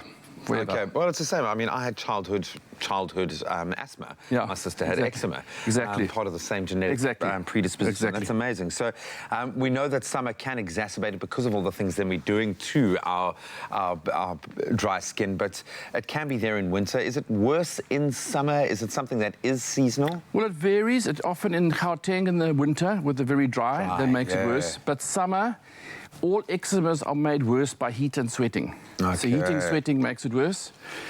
Also, what makes it worse, heavy chlorinated swimming pools, especially like at gyms or public swimming pools. Salty water, salty seawater, if you swim for too long, and especially if you don't rinse off the water afterwards, that salt dries on your skin, and that can irritate the skin. Also, the sun itself, about 5% of kids with atopic eczema are photosensitive. They become sensitive to the sun. Yeah. It all makes sense, and maybe this is kind of stating the obvious, but the do's and don'ts then, I'm assuming, would stem around, combating those various things that exacerbate. But what would you say are the kind of the pillars of existing with eczema? So in the summer, especially, because often the children will scratch more at night time. So what you must do, they must wear light cotton clothing, pajamas. And if you've got air conditioning, put the air conditioning on. If you've got a fan, keep a fan on. And what is also quite useful, especially in children with very severe eczema, is what we call wet wraps. So you just take a bandage, soak the bandage with some water, and you bandage the child up with that. Make a little mummy. Yeah. You bandage them up, and that cools the skin. And that will relieve the itch. As far as the swimming is concerned, a chlorine pool that's got the right level of chlorine, for a short time, it's fine. Should be fine. The pH balance is fine. Yeah, then it's fine. The same with salt water. Sea salt water is fine, but obviously after swimming, rinse off the salt, and then you can put on a nice moisturizer, like the one we were talking about. The other thing is sunscreens. So there are many different types of sunscreens. You get chemical sunscreens and physical sunscreens. So you should have a special one for kids, but especially children with eczema, because they're more allergic, you should rather go for one of the mineral sunscreens, which is zinc or titanium. So there's no chemicals in there. They, unfortunately, are a little bit more expensive, but there are special kiddies sunscreens. And the zinc goes everywhere. Yeah, but you see, the more modern ones are, you don't get that whitening effect. The more modern ones, you don't get that whitening effect. So having the right kind of cleanser and the right kind of cream make the world of difference. I was so impressed with you on Sonia's chat the first time you came on to chat about the Dextrol. I went out, tried it on my little boy. Amazing. It seems to really work from a professional perspective. How does something like Dextrol help with treatment of eczema? Well, again, in wintertime, often we'll use more ointments, which are greasy. And if you use greasy things in summer, your little eccrine sweat glands get blocked and you get a heat rash. It gets so this is it's a nice texture. The formulation is not too greasy. So you put it on your skin, it rubs in, it's nice. And what this does, it contains various things. It contains glycerol, which is a humectant. It contains stearic acid, which is like a lipid. It puts the fats back into your skin. So it creates and it also contains things that forms like a film on the skin. So if your child wants to swim a little bit longer, then you can put some of this on. It actually protects, like a waterproofing. Gives them a little second skin. So if your child wants to swim longer, put this on first, and then the child can swim. Absolutely love it, but take nothing away from how hectic eczema can be. So it's something that you want to take seriously, especially in a young child. You've got to take care of their skin and just take on board that this is a lifelong journey, but there are answers to it. And we are giving you guys the chance to win a Dextrol product hamper to the value of 2,000 Rand. All you have to do is SMS the keyword skincare to 33728. That's skincare to 33728. And you could be the lucky winner of this 2,000 Rand hamper. Remember, SMSs cost R1.50. No free SMSs apply. And of course, all the terms and conditions can be found on expressoshow.com. This particular competition closes today at midnight, so you want to get on it. Dextrol is a complete dryness soothing and protection system, safe for daily use and suitable for all dry skin. Dry skin protection for the whole family. Get SMSing. I mean, it is an amazing product. I've even been using it and it's amazing, like I said. But of course, it is just after 7:30, which means we are halfway through your Feel Good Breakfast show. But now it's time for an update with your news headlines with Uncle Tabsy. It's just after 7:30. We're live with those news headlines. The National Union of Metal Workers of South Africa says it will embark on an urgent secondary strike that will bring the country's aviation sector to a standstill. SAA was forced to cancel hundreds of flights on Friday and Saturday at a cost of some 50 million Rand a day. The family of slain 19-year-old UCT student Uyinene Muretiana is to launch a foundation in her name. This was announced on Friday after her rapist and killer, Luyanda Botha, was sentenced to life imprisonment. In international headlines, more than 10,000 homes have been destroyed by severe flooding in the Central African Republic. Flooding is so bad in some of the parts of the capital, Bangui, that the only way to get around is by canoe. Sri Lanka's former defense chief, Gotabaya Rajapaksa, has won a presidential election that has split the country along ethnic lines. Rajapaksa took 52.25% of the vote. And finally, an anonymous donor dropped 120,000 rand towards a crowdfunding campaign just hours after a story was published about the plight of former Robben Island prisoners who were struggling to make ends meet. Oncology navigator Alice Banze, who has been a nurse for over 15 years, and Sandy Lewis, who heads up the therapeutic services for a hospital group, had spoken about their efforts to help 72-year-old Harold Matsididi and 11 other freedom fighters. The money will be used to help the men with access to medical care, trauma counseling and food. In donating the money, the anonymous donor commented, "The prize of our freedom." And that's where we leave it for now. The next update in just over half an hour. Here's Graham with a look at your sports.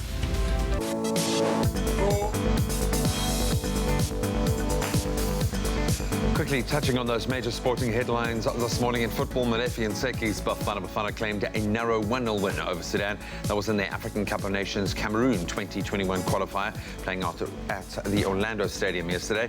In cricket, the weekend's Mzansi Super League results saw the now table-topping Cape Town Blitz register a 10-run win over the Durban Heat. Finally got some game time at Kingsmead Stadium. And that while the Tshwane Spartans, they beat out the Paarl Rocks in a nail-biter, albeit by 8 wickets yesterday, but it did go down to the final over. In golf, Englishman Tommy Fleetwood beat Marcus Kennelt in a playoff to win the Nedbank Golf Challenge at Sun City yesterday. Fleetwood started that final round 6 shots off the pace, but carded a brilliant 7 under 65 to finish on 12 under par on the final day.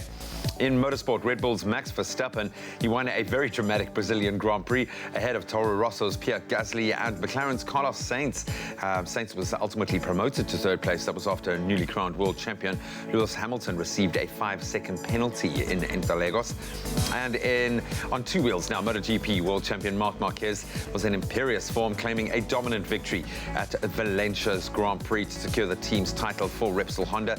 That while South African Brad Binder, he wrapped up his 2019 Moto2 season with a 3rd consecutive win in Spain. Of course, he bumps up to MotoGP next year. We'll expand on those headlines in a half hour.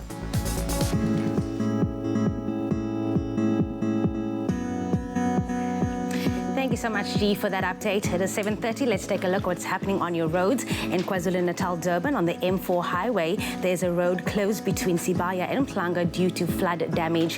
Heavy delays can be expected and please be patient this morning on your local alternative routes. On the Western Cape, Gugulethu, there's been an accident on the N2 inbound before Bortred's Quarry Road. The 2 right lanes are currently obstructed, so please approach with caution. On the Metro Rail Central Line, there are overhead power failure between Nyanga and Langa, impacting the Chris Hani Captain's Clip train service. All trains are suspended until further notice, and commuters are advised to use an alternative mode of transport to and from Cape Town. That was a look at what's happening on the roads. Let's take a look at what's happening on the weather.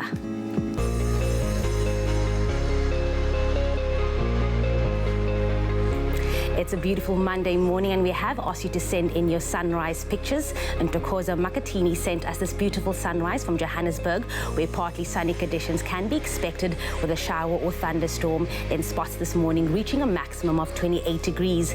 Now, Kurt Kruger also sent us this amazing sunrise from Cape Town, where intervals of clouds and sunshine can be expected with a southerly breeze and a cloud cover decreasing towards the evening, reaching a maximum of 19 degrees.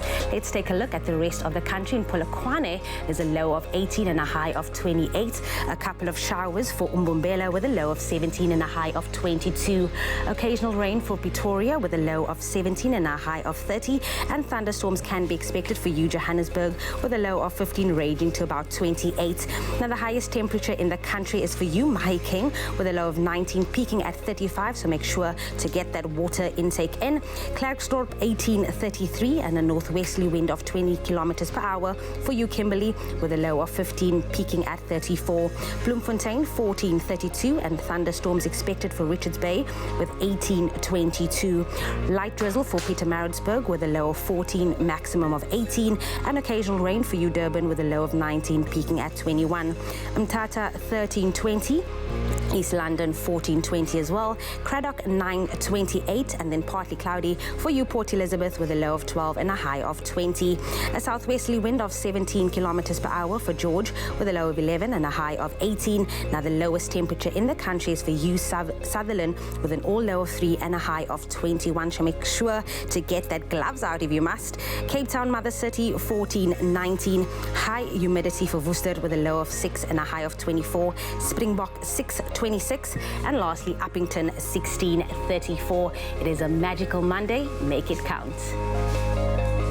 Okay, well, it's time for us to bring it to the kitchen. One of my favorite times on this show. Straight from the My Taste kitchen in the heart of Maboneng Art in Johannesburg. We're joined by celebrity chef, Chef Inti, one of my favorites. She will be sharing 2 recipes from her cookbook, Chef Inti, My Modern Kitchen, to inspire you at home for a meatless Monday meal. Yep. Now, the first recipe she will be sharing is stir-fried crispy pap. Imagine a slight crunch as you take a bite and a warm, soft inside. That's what you can expect just from the pap squares. Ladies and gents, a very warm Expresso welcome to Chef Inti. Yeah, that's what I'm talking about. Chef Inti, yes. This looks absolutely delicious. And it tastes delicious. Wait till you dig in. That's the story I like to hear. So let's get started. How do you make this? How do you bring this to life? Okay, so obviously the star with this ingredient is pap, maize meal. Yes. I love it. I grew up eating this 4 times a week. I'm from Soweto. Yeah. As you know, this is a staple in the country. Everybody loves it. Yeah. So we are fusing it. My narrative is Afrofusion. I like to take South Africa's favorite and give it a modern twist. Oh, I love it. So now we're fusing with Asian cuisine. Oh, okay. So we are going to start with our sauce quickly, because I have my pan on. I'm just going in with the oil. Yeah. And the ingredients we are using, obviously oil in the pan, Thai curry paste. Okay. I love this because in here you've got so much bold flavors. I've got lime, I've got chili, I've got garlic. It's explosive. Yeah, all of it in there. Yes. Do you heat up the oil before, or do you then throw it in all at the same time? So you heat up the oil before? You heat up the oil because what you want is for when the paste goes into the pan, it needs to be hot, because then all those flavors start coming out. Okay, they start infusing. So then in the pan with my curry paste. So you throw in the curry paste, Yeah, and you'll notice, Tabby, so this recipe can cook in 15 minutes tops. Wonderful. From your pap to the sauce. That's the wonderful thing about it, is that we know that pap doesn't take a lot of time to make in the kitchen, but just because you're giving it a modern twist doesn't mean that it needs to be a whole elaborate experience and exercise. And my recipes, I never elaborate because work-life balance. You know, we want you in the kitchen, quick, fast, in and out. So you've got all the time to spend with your family. So I'm adding now soy sauce, because what is Asian cuisine without the soy sauce? Right? If you're doing it without the soy sauce, then you are doing it wrong. But if you want to do it right, SMS the keyword dish. That's our keyword for this recipe. Dish to 33728. We'll send you a link with the recipes. You click through and you, voila, get making this Chef Inti with a modern twist. Stir-fried pap. Stir-fried pap. So, okay, so now I've added my stock, vegetable stock, and I'm getting in my asparagus. You just want it to cook very slowly for 5 minutes. Okay. Because you want your greens cooked to the bite. Yes. And while that cooks, I'm going to take you through quickly how we make the pap squares. Okay. You cook your pap according to your package instruction. Okay. But you want it to be pliable, so you can shape it and mold it. Okay. So you cook it and you take it into a grease pan, mold it and shape it. What I do is, the trick for me is a spatula, like this one. So the back of it, just gently. Just to get that shape. Absolutely. And that flat. And make it nice and flat. Look, And then give it a few minutes to chill down. 30 minutes later, you're ready to cut it. And then now toss it into the same maize meal. So toss it in there and you're ready to deep fry. Chef Inti, I have to say to you, just the pure fact that you flattened your pap and made it into these little squares, you already had me there, because I'm already just like, okay, this looks like some serious cuisine going on there. Because, I mean, we love pap as South Africans, but we like to only boil it. We have it just one way. Yeah. But this is, if you think about it, corn flour. Corn flour makes tortillas. Think about tortillas, that nice crunch. So you want to fry your pap because when you, as you were saying earlier, when you fry it, oh my gosh, it is magic because the crunch on the outside is nice and soft and the on the texture inside. of that pap is what you're looking for. Love, that keyword once again, if you forgot, that's dish to 33728. Send dish to 33728 on SMS, and we'll SMS you the link to the recipe. Okay, so now you're covering it all in the tofu once again. Yeah, maize meal. This is now the finely ground corn. Yeah. Okay. Okay, and this goes into the oil. Yep. And again, you want your oil hot. Yeah, you want it hot, yes. You want it hot. And how long would you keep it in the oil for, those squares? It takes quite a bit of time to brown. So I would say give yourself about 5 to 7 minutes until you get this beautiful golden brown. And make sure when you take it out of the pan, the oil is still hot. Because otherwise then you retain oil in the pap squares, and you don't want that. And how do you avoid breakage? So if you're taking it out of there, what's the trick? What's your trick to make sure that you're not losing any of this awesome We've all fried squares? some cheap stuff growing up. Yes. Yeah, so same trick, technique. same technique. You want to be gentle with it. You want to make sure you don't break it. Yeah.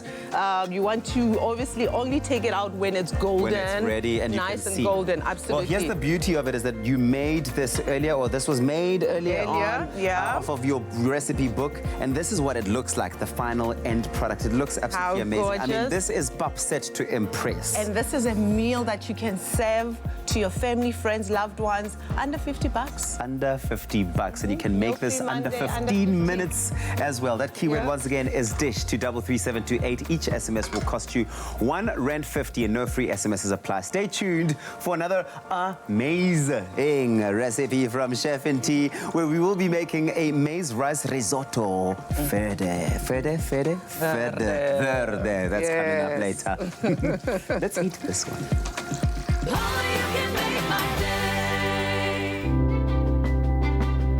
Science reaches for the truth. It works for the big and small, for the old and young. And with knowledge as our first ingredient, science is at the heart of our food. For differences you can see, feel, and trust. It all starts with science.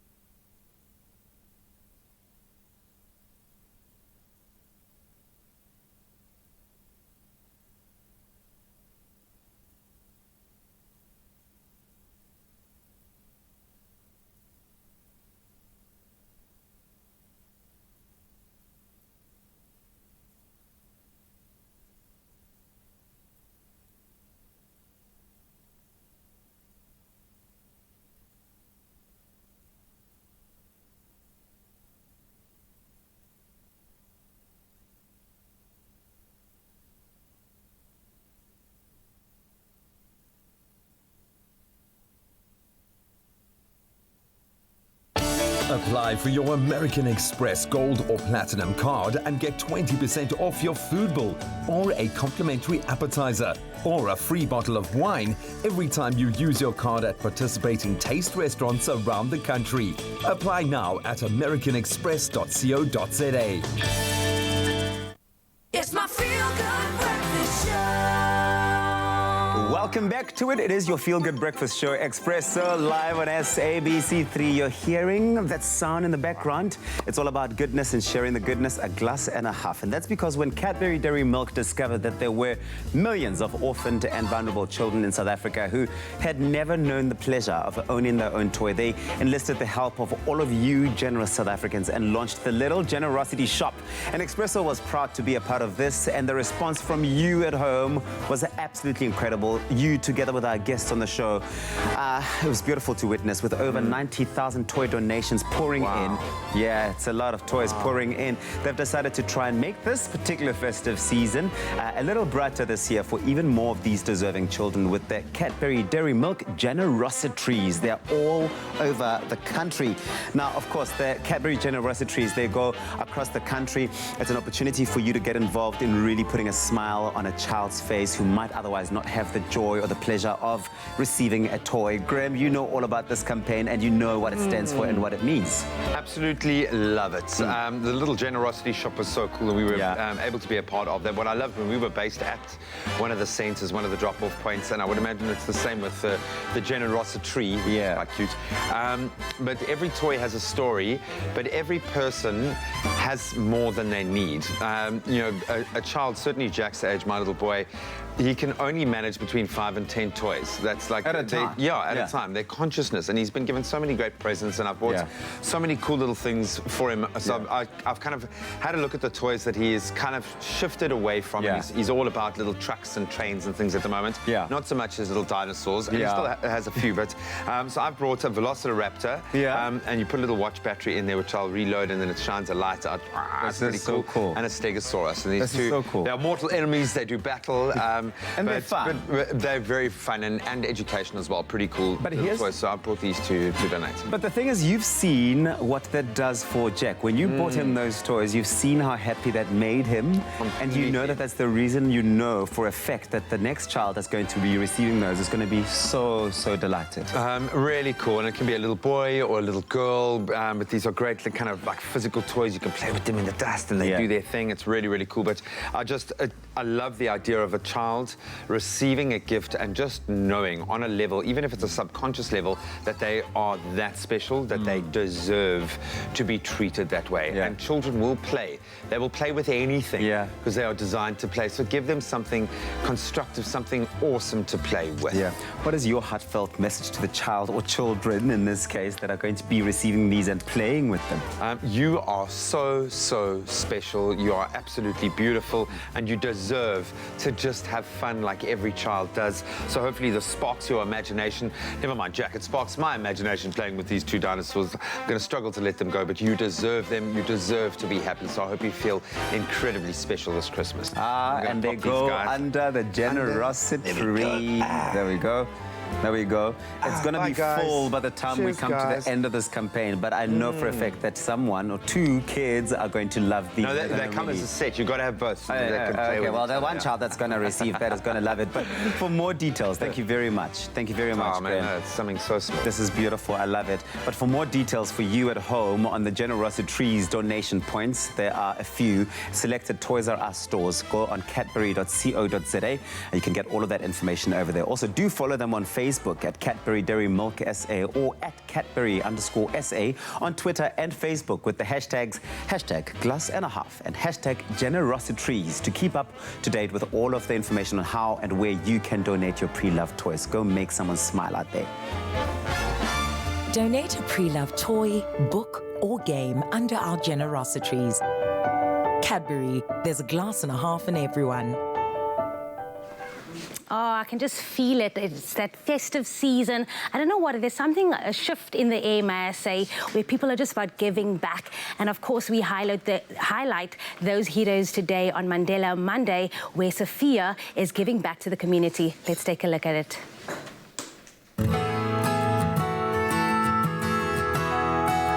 I started with my community project 4 years ago. And what motivated me was I had a granddaughter that was born with Child syndrome. She passed on at the year and 6 months, and a year after that, I decided that I wanted to do this because in my community, I could see there is a need for starting a feeding scheme for the children. Zainunisa wakes up at 6 each day to give the children porridge and sandwiches, and then lunch of a cooked meal and a piece of fruit.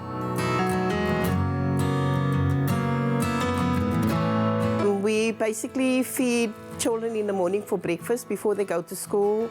We put in their lunch and we give them like juice in the bottle, and we give them a little sweet in their lunchbox just to motivate them to go to school. And that will start from 10 to 7 till 7:30. The children will be all gone to school. For me, the main reason why I help Zaina out, because I know what is it if you haven't got food. I know the feeling, that's why I started with her. From the beginning, we started small, and from there, every day they will come new children. We accept them here, we give them food. When I see the kids with a smile on their face, it makes me very happy. I like an avond is in the street and I like food. And she's treating us like our own children. When I come from school, I'm gonna get a plate of food and I'm gonna be happy. I know that every day I come from school, I know that I'm gonna get a plate from Auntie Zaina, a plate of food from Auntie Zaina. 4 years ago, when I started Sophia's feeding scheme, I started off with 25 kids. And for the 4 years that it's grown up to 90 kids now, which starts from the age of 3 up to 14 years old. And that is, it just shows me that there's really a need of it, that children need to be looked after and fed. There is a great improvement in my children because at least they know now that when they come here in the morning to me, they're having their breakfast. They are not going to school hungry, and then also they can learn much better now because they are on a full stomach. Once a year, the children are taken to the beach and get a Christmas present too. To assist with food or funds, find Mrs. Wachi's contact number on the Sophia Feeding Scheme Facebook page. Look at that inspiring story. Sophia is the type of person we need more of in the country. That is so beautiful. And it's those small things of taking what you have and changing the next person's life in ways that you can't even imagine. We love that. Absolutely. And someone who's also changing the world with a cooking skills, Chef Auntie. Hello, hi, Mama. Hey. How are you? You're so beautiful. Oh, well, you are beautiful. Total fangirl moment right now. Yes, sorry, Tabby. They're having a moment. But listen, it is halfway through the show. I mean, it's 8 o'clock. I don't even know. 2 hours already. Would you like some coffee? Yes, please. Yes, I like me some cappuccino. Cappuccino. Princess on the deets there. Yeah. Princess, have you met Sis Princess? I have. Oh my gosh, how gorgeous. She is the life of She the show. is the life, and she gives life with coffee. Because how do you start your day without one, right? Absolutely.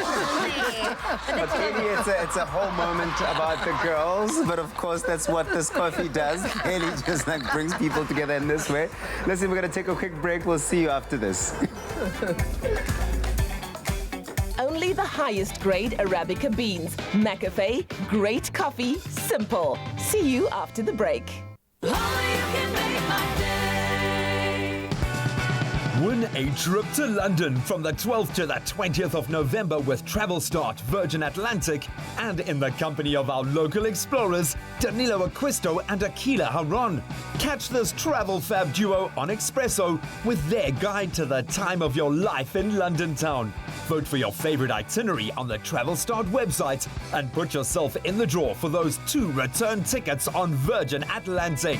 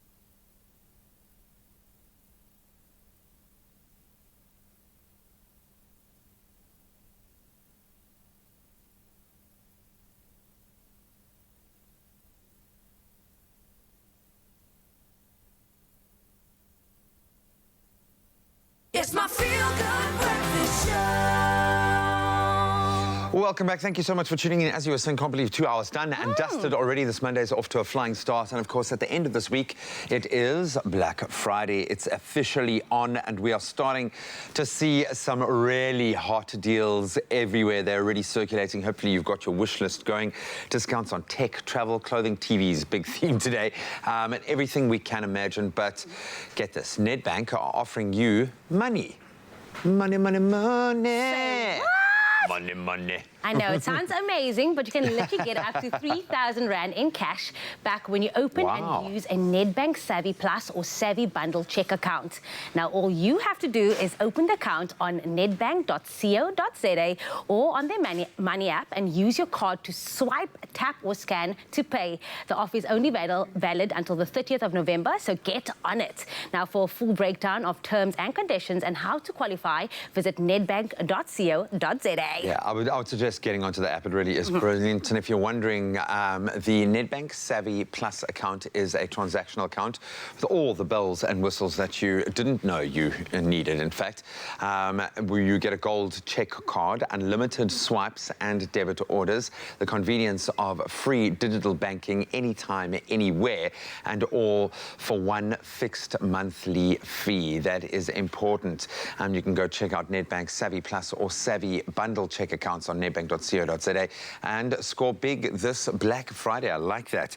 You're saying 3,000 Rand in cash back. And I think, again, we've got to reiterate that while we are going to enjoy spending over Black Friday, which is this, it's at the end of the month, the 29th, just make sure that you do spend responsibly. Don't spend money that you don't have. That's the most important thing. And of course, adhere to all the safety tips that we've been giving you throughout the last couple of weeks. Just protect your PIN, make sure you don't give your card to anyone, don't go onto sites that aren't reputable, stick to the big guns, the ones that you know, and also have a little bit of fun with it. Maybe there's a brand new TV waiting just for you. Well, time now to delve back into our news headlines. It's just hit 8 o'clock. Time for that final look at your news headlines. The National Union of Metal Workers of South Africa, NUMSA, says it will embark on an urgent secondary strike that will bring the country's aviation sector to a standstill. The union, together with its affiliate, the SA Cabin Crew Association, as well as the South African Airways, have failed to find a solution to the strike at the airline. NUMSA demands, amongst others, insourcing and an 8% wage increase. SAA was forced to cancel hundreds of flights on Friday and Saturday, saying the crippling strike action cost it 50 million Rand a day. The family of slain 19-year-old UCT student Uyinene Muretiana is to launch a foundation in her name. This was announced on Friday after her rapist and killer Luyanda Botha was sentenced to life imprisonment. She will be remembered for her strong and purposeful leadership, her positive energy and indomitable spirit. The launch is expected to be held at Kingswood College in Makanda on the 29th of November. Preceded by a solidarity walk. The Duchess of Sussex, Meghan Markle, and the Executive Director of United Nations Women, Phumzile Mlambo-Ngcuka, are expected to share messages of support via video. In international headlines, more than 10,000 homes have been destroyed by severe flooding in the Central African Republic. Aid groups say some 60,000 people have been affected by flooding, which is so bad in some parts of the capital, Bangui, that the only way to get around is by canoe. People are seeking refuge in already overcrowded safer areas, and there are fears that there could be outbreaks of waterborne diseases such as cholera. The Central African Republic is one of the world's poorest countries. More than half of the population needs humanitarian support. Sri Lanka's former wartime defense chief Gotabaya Rajapaksa has won a presidential election that has split the country along ethnic lines. Rajapaksa took 52.25% of the vote. The election was Sri Lanka's first since a deadly terror attack in April. Militants linked to the Islamic State group targeted churches and high-end hotels across the island on Easter Sunday, killing more than 250 people. In a statement on Twitter, Rajapaksa made a call for national unity, saying all Sri Lankans are part of this journey. And finally, famed cartoonist Jonathan Shapiro, better known as Zapiro, has received a top French cultural award in recognition of his contribution to the arts.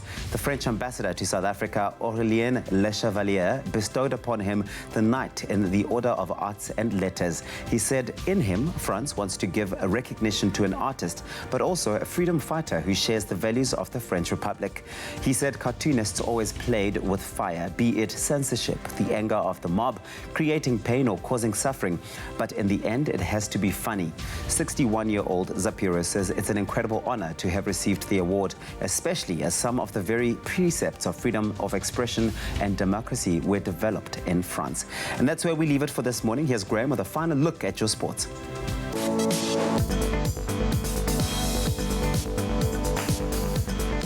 Let's expand on the day's major headlines after a bumper weekend of sports. Of course, on the footballing front, new coach Molefi Nseke's Bafana claimed a narrow 1-0 win over Sudan.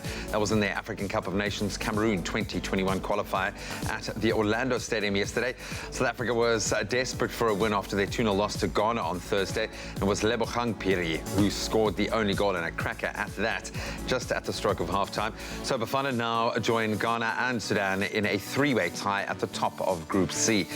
Then in cricket, the weekend's Mzansi Super League results saw our now table-topping Cape Town Blitz register a 10-run win over the Durban Heat, finally getting some action at Kingsmead, while the Tshwane Spartans put in a Spartan effort, beating the Paarl Rocks by 8 wickets yesterday.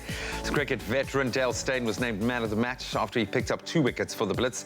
And in our other encounter, Proteas star Dean Alga made his highest T20 score as the Spartans beat Paarl Rocks. He netted 88 runs from just 60 deliveries there. Then on to golf. Englishman Tommy Fleetwood beat out Marcus Kinhult in a playoff to win the Nedbank Golf Challenge at Sun City yesterday.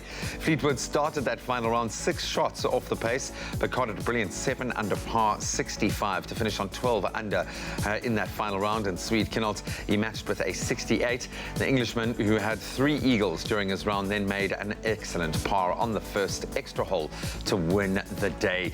So this was the 28-year-old's first victory since January back in 2018. On to motorsport. Red Bull's Max Verstappen won a very dramatic Brazilian Grand Prix ahead of junior team Toro Rosso's Pierre Gasly and McLaren's Carlos Sainz, who was promoted to 3rd place. That was after newly crowned world champion Lewis Hamilton received a 5-second penalty at Interlagos. Hamilton was demoted from the podium when he received that 5-second penalty after a post-race steward's investigation.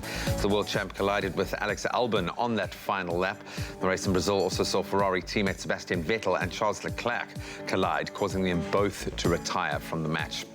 And then on to motorsport again, but on 2 wheels. MotoGP world champion Marc Marquez was in imperious form, claiming a dominant victory in the Valencia Grand Prix to secure the team's title for Repsol Honda. That while South African Brad Binder wrapped up the 2019 Moto2 season with his 3rd consecutive win in Spain.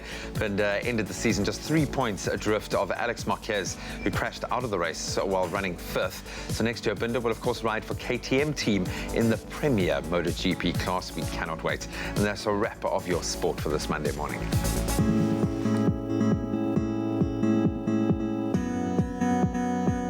Thank you so much, G-Man, for that update. Let's take a final look at what's happening on your roads. In Gauteng, Pretoria, on the N1 southbound, there's a stationary vehicle before the Sifako Makato Drive exit. The road is currently obstructed and causing heavy delays. Please use an alternative route this morning.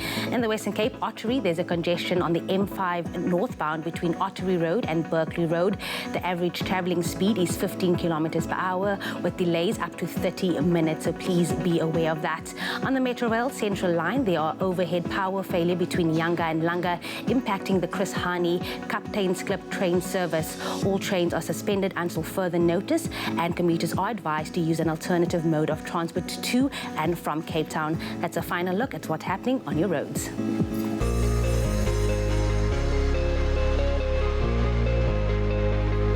It's a Monday morning and we have asked you to send in your sunrise pictures. So thank you so much to Nicolene Peterser for your sunrise from Wolseley in the Western Cape, and Gary Outcome for your sunrise picture from East London, and Father Khan for your spectacular sunrise from Richards Bay, and JP Malherba for your amazing sunrise picture from Robertson, as well as Ntokoza Maktini for your beautiful sunrise from Johannesburg, and then lastly Kurt Kruger for your sunrise from Cape Town. Let's take a final look at the weather throughout the country, starting off with Polo Polokwane with a low of 18 and a high of 28. A couple of showers can be expected for Umbombela with a low of 17, peaking at 22. Occasional rain is expected for U Pretoria with a low of 17 and a maximum of 30. Thunderstorms can also be expected for U Johannesburg with a low of 15, peaking at 28. Now the highest temperature in the country is for Mahikeng with a low of 19 and an all high of 35. So make sure to go to the beach. And Klerksdorp 1833. Now northwesterly wind of 20 kilometers per hour is expected for Kimberley with a low of 15, ranging to about 34. Bloemfontein 14, 32. Thunderstorms expected for Richards Bay with a low of 18 and a high of 22. Now light drizzle for Pietermaritzburg with 14, 18. Occasional rain expected for Durban with a low of 19 and a maximum of 21. Mthatha 13, 20. East London 14, 20. Craddock 9, 28. And for you, Port Elizabeth 12, 20. Now southwesterly wind of 17 kilometers per hour for George with a low of 11 and a high of 18. And the lowest temperature in the country can be found in Sutherland with an all low of 3 and a high of 21. Cape Town, Mother City 14, 19. And high humidity expected for Worcester with a low of 6 and a high of 24. Springbok 6, 26. And then lastly, Uppington 16, 34. Magical Monday indeed. You're still tuned to your Feel Good Breakfast Show. Whoa, we're back in the kitchen and everyone knows that your book is the place to go to when it comes to getting that African twist, a modern twist to the meals that we've grown up loving and eating, those South African meals.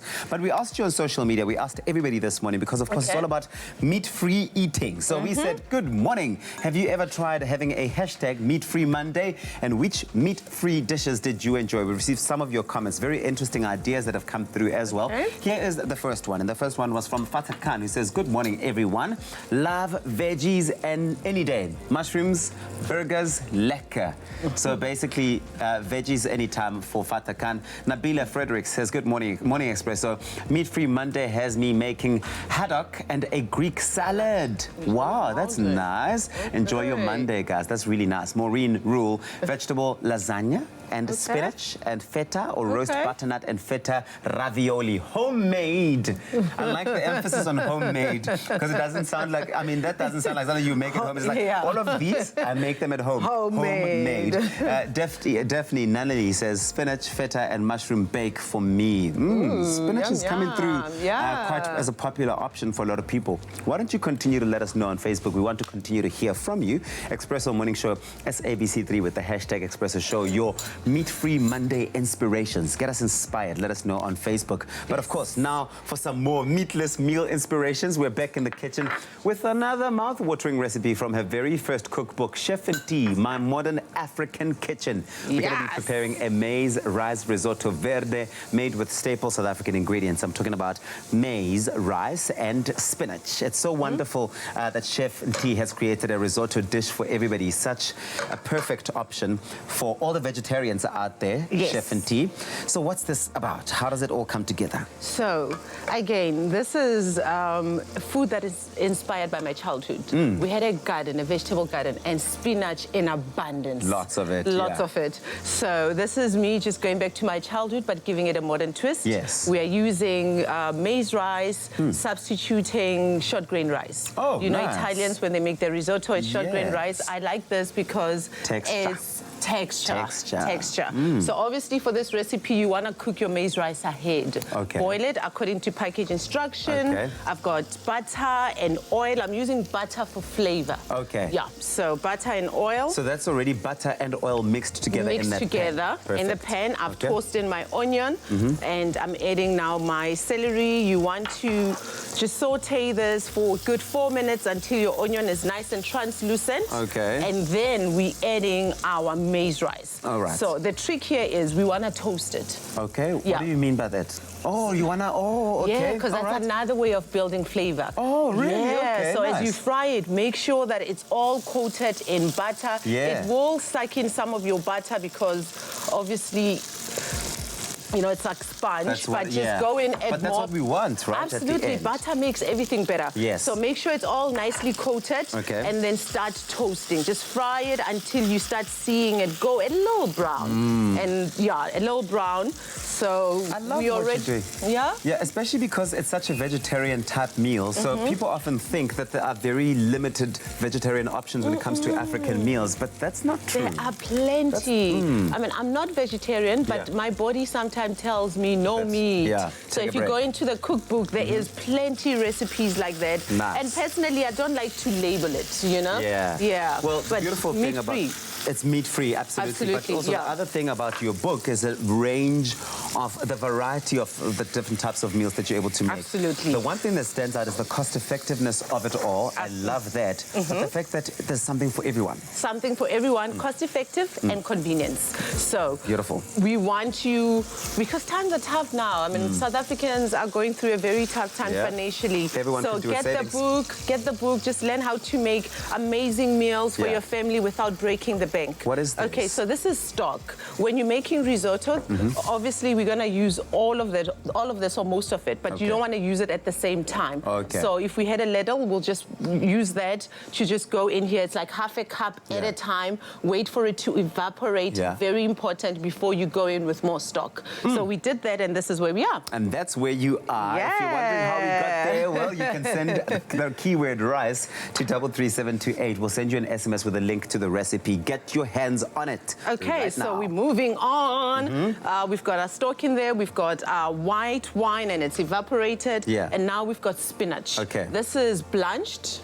Okay. And then in a food processor with stock water, because you want to build flavor. Okay. Process it and then just go in. What did you do with the spinach before? Did you just like add water and then throw it into the... Hot water, food processor, because you're going to cook it some more So here. that's all, okay. Yeah, you're going to cook it some more here. Spinach is very quick to cook, so no need to cook it ahead. Okay. So it's risotto verde because loosely translated, it's just green risotto. Is that what it means? Yeah. It's green, verde like green, green, basically. absolutely. Okay, I see. So, and it's the green obviously is from this beautiful spinach, Yeah. and the peas that we have, our peas are already blanched. Okay. So hot what do you water. mean by blanch? What is that? So what it means is you cook them, but you want to retain the color, you want to retain the texture. Okay. So you cook them to a bite. Okay, I this see. is 3 minutes boiling water, and then take them out into ice cold water Yeah. just to stop the cooking process. Yeah. Okay, so So you'll just mix it all up in yeah, they are blanched. You want to add your peas right towards the end because you don't Okay. want them overcooked. Yes. I've added sugar as well because peas love sugar just to support that nice Yeah. flavor. Ooh. Okay, so we go in. I'm going to show you quickly how to plate this. Oh, the plating. That's the magic of it all. That keyword, once again, is rice. Send rice to 33728 if you want to get your hands on this recipe. Okay, Chef Okay, MG, this is yeah. quick. We literally haven't been here 4 minutes. No, 4 or not 5 at minutes. all. So if you consider this, if it's done in advance, Yeah. again, 15 minutes. I love convenience, Tabi. So But that's the thing. If you are at work or if you're having to prepare a meal for the kids, Yeah. is that there often isn't time to be indulging in minutes in the kitchen. I know. Do you When know what I people mean? say, I don't Hours. like cooking, I know they don't like the The time. labor It's the that time. comes with it. So we're here to make your life very, Okay. very It's all easy. about this gal. Yeah, this gal. Mwanyana o. Mo, Mwanyana na, oh. Okay, so we are plating. Uh-huh. And a nice way of getting your kids to eat spinach for all I was the going to moms. say, the thing is that it looks so pretty, it's so attractive that even someone who's looking for meat and Yeah. wondering where is the meat would still enjoy that and have that, no problems. At all. And this is, I mean, you have all these beautiful nutrients in there, okay? It looks so fancy already, okay? And then you're throwing in some of that More additional peas on top of it. And of course, some Parmesan.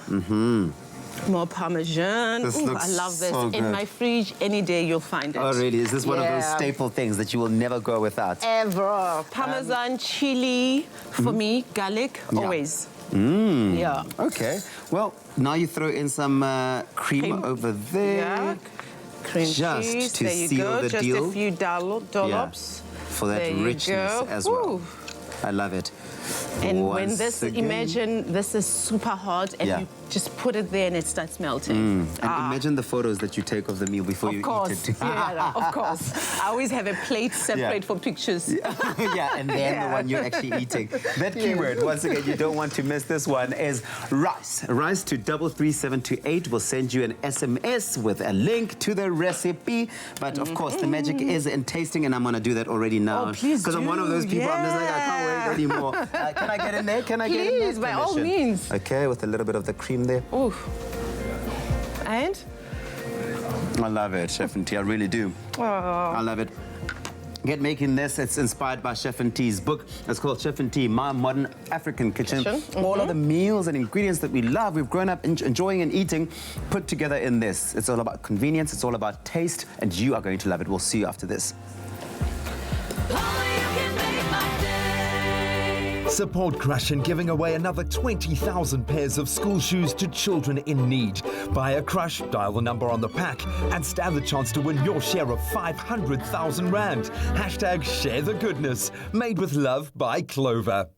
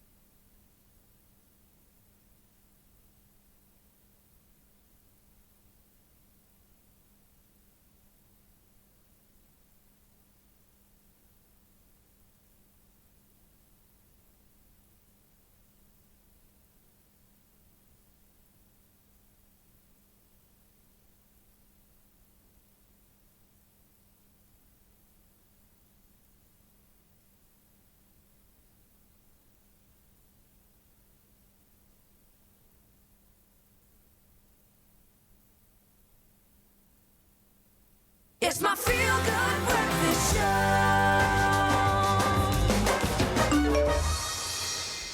Welcome back to it. It is your feel-good breakfast show, Expresso. Live. It's the Verde. It's the Verde. Live on SABC3. Now, it's a Monday. We're discussing relationships. The local entertainment news cycle last week, it was a buzz, dominated by the official confirmation that world-famous DJ Black Coffee and his wife, Ndlembali Mlotshwa, are indeed getting a divorce.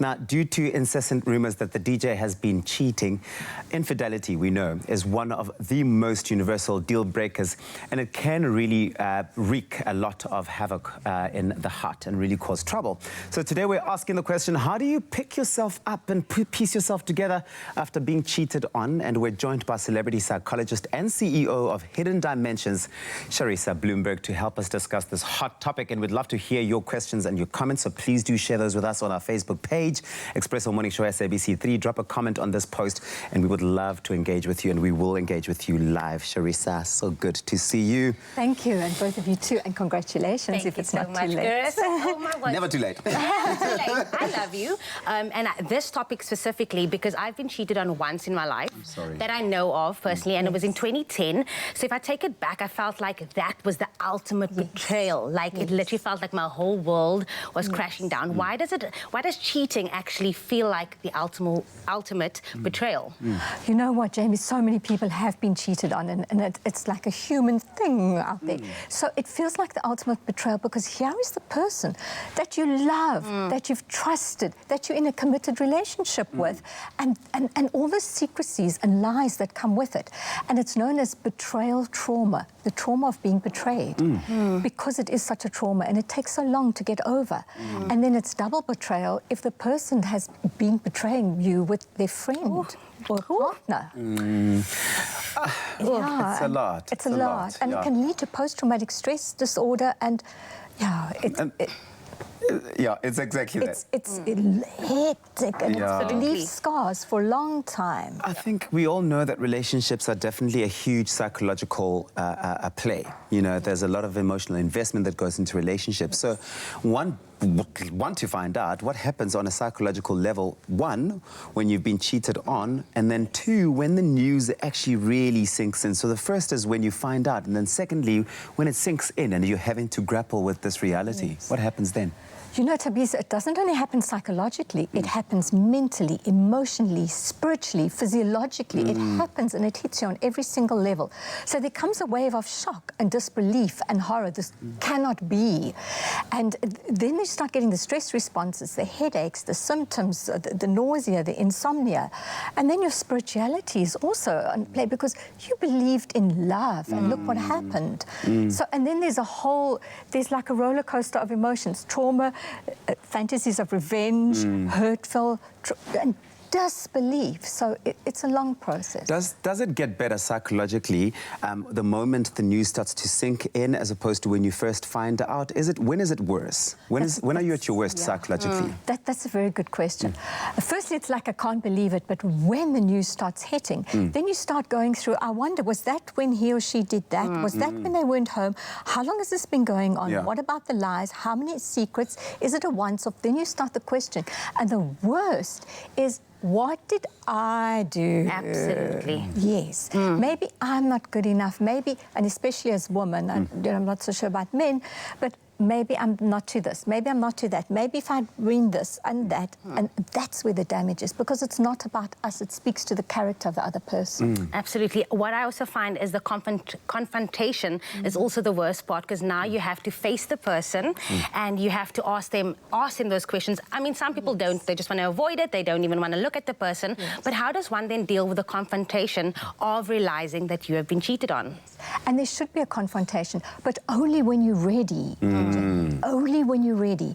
Because that, and then I feel that's good. Some people do, as you say, step back and like, I'm out of here. Yeah. But it helps because you want to know, do they love the person? Yeah. How long has it been going on? You want an apology and you want the details, and some women want every single detail and some just want to step away. But how you deal with it is whatever's going to make you feel better. Obviously not attacking the person, but how long and where to from here? Yeah. And how bad do you feel? Are you going to apologize? Do you know what you did to me? Yeah. Those kind of conversations are difficult, but they need to be. Yeah. Well, this is such a hot topic indeed, and we're going to continue it with Charissa Bloomberg here. I mean, we're going to be chatting and unpacking what happens when you have been cheated on and you actually decide to go back to the relationship and fix it. But we do want to see your comments. We do want to ask them to Charissa live right here on Expresso. Expresso Morning Show, SABC3 is where you need to post your comments. We'll see you after this. I would suggest, if you find yourself in such a predicament, okay, you fall in love with someone new, maybe a new place, get on board a beautiful ship and go and set sail. Forget all about it. It's that time again where we get to explore the wealth of beautiful architecture, the history, the incredible culture, and yes, food, Tino, that the Western Mediterranean has to offer. Now, Tino from Imagine Cruising, our good friend, is here to tell us a bit more about the must-see attractions and this incredible ship that awaits us, the Costa Smeralda. We have chatted about her before. She does sound amazing. Tino, welcome back. How are you? I'm very good, and I'm even better because I know that this is a particular city. This destination is one that you love. You've actually called it your favorite city in the entire world. We're going back to the Western Mediterranean, one of the most beautiful, rich, I think, areas of the world. If you're going to explore Europe, this is a great gateway to do that. So give us an overview of our route this time round. The exciting thing about the Western Med is it is so destination-packed. So it's ideal for regular cruisers or people that have never been overseas. We start off in Barcelona with a 2-night, 3 full days. Okay, and so you can actually sink your teeth. Yes, and there are 6 cities involved in this trip. There are 3 different countries, and then a massive surprise with this brand new ship that's coming up. Well, yeah, I wanted to hear a little bit more about this brand new ship. So it says ideal for families and for couples. What makes it so romantic? What makes it ideal for families who want to be able to just chill out? Because that's the joy of a cruise, is you go, you unpack, and then your holiday is there all the time around you. You don't have to think, you don't have to move too far. It's accessibility. But what about this particular ship makes it so special? Well, the first thing that it offers is its sheer size. You will never feel that there are so many people on board because it caters so well for it. As we speak, the ship is actually still being built. Wow. So Imagine's clients and customers will be first-time visitors on board this brand new ship, and it's called, like you said, the Costa Smeralda. She will be the flagship of Costa. Okay. And for families with children, there are over 4 swimming pools. There's a kids club. There's an adventure high rope park. What? So you can literally leave your kids occupied all day, and it's in a safe environment, so you can really kick back and relax and really enjoy your holiday. And then for adults, they have adults-only sections as well. There's an adults-only beach club where you can go to. You've got over 18 restaurants to choose from, theatre shows. So, as the word says, literally, families and romantics can enjoy everything. Incredible stuff. So, I always have this moment where I'm like, 21,999 Rand per person. What does that include? Well, basically everything. It's your return flights from South Africa, your 2-night, 3-day stay in Barcelona, and exclusively for Expresso viewers, we are adding a hop-on, hop-off bus tour in Barcelona. Oh, brilliant. And then your 7-night full board cruise on the Costa Smeralda. So that means all your meals are included, your snacks, your port taxes. I mean, it doesn't get better than that. Yeah, I know, it's one of the best deals we've actually covered. So that's 21,999 Rand. I always recommend that you do the math and compare it to just staying at a hotel in our own country. Never mind the flights that are included as well, but so that gives you access to cruise the Western Med. You know, normally an uninitiated would call it the Western Mediterranean, but now that I know it's the Western Med. You're speaking the lingo now. I've got the lingo down. And of course, some amazing cities, including Barcelona. You can experience the artistic treasures, the Romanesque churches, and more, all aboard the brand spanking new Costa Smeralda, the flagship that it is. Coming up, we're going to take a closer look at Spain's probably most cosmopolitan, if not the world's most cosmopolitan city, Barcelona.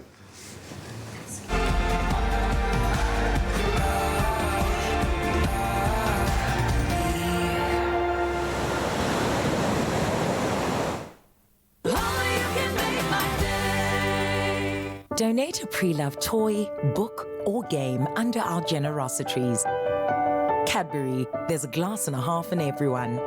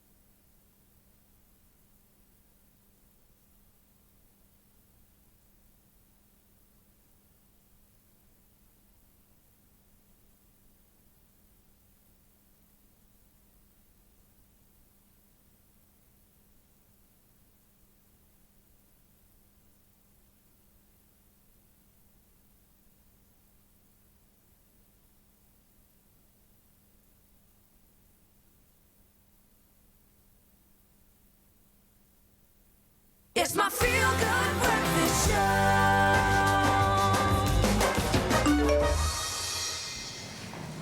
Welcome back to your Feel Good Breakfast Show. It is on SABC3. Yes. There we go.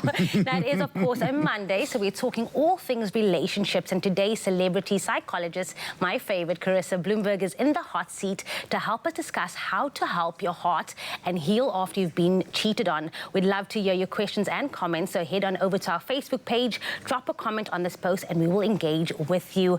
It's one of those topics where, like, and you said it earlier, you said that a lot of people actually get cheated on. It's a sad reality that this is the norm. Like, oh, like I've been cheated on once before. So it's one of those, like, you don't want to admit to it, but it happens a lot. I almost want to say, tell them that it's human nature. Why?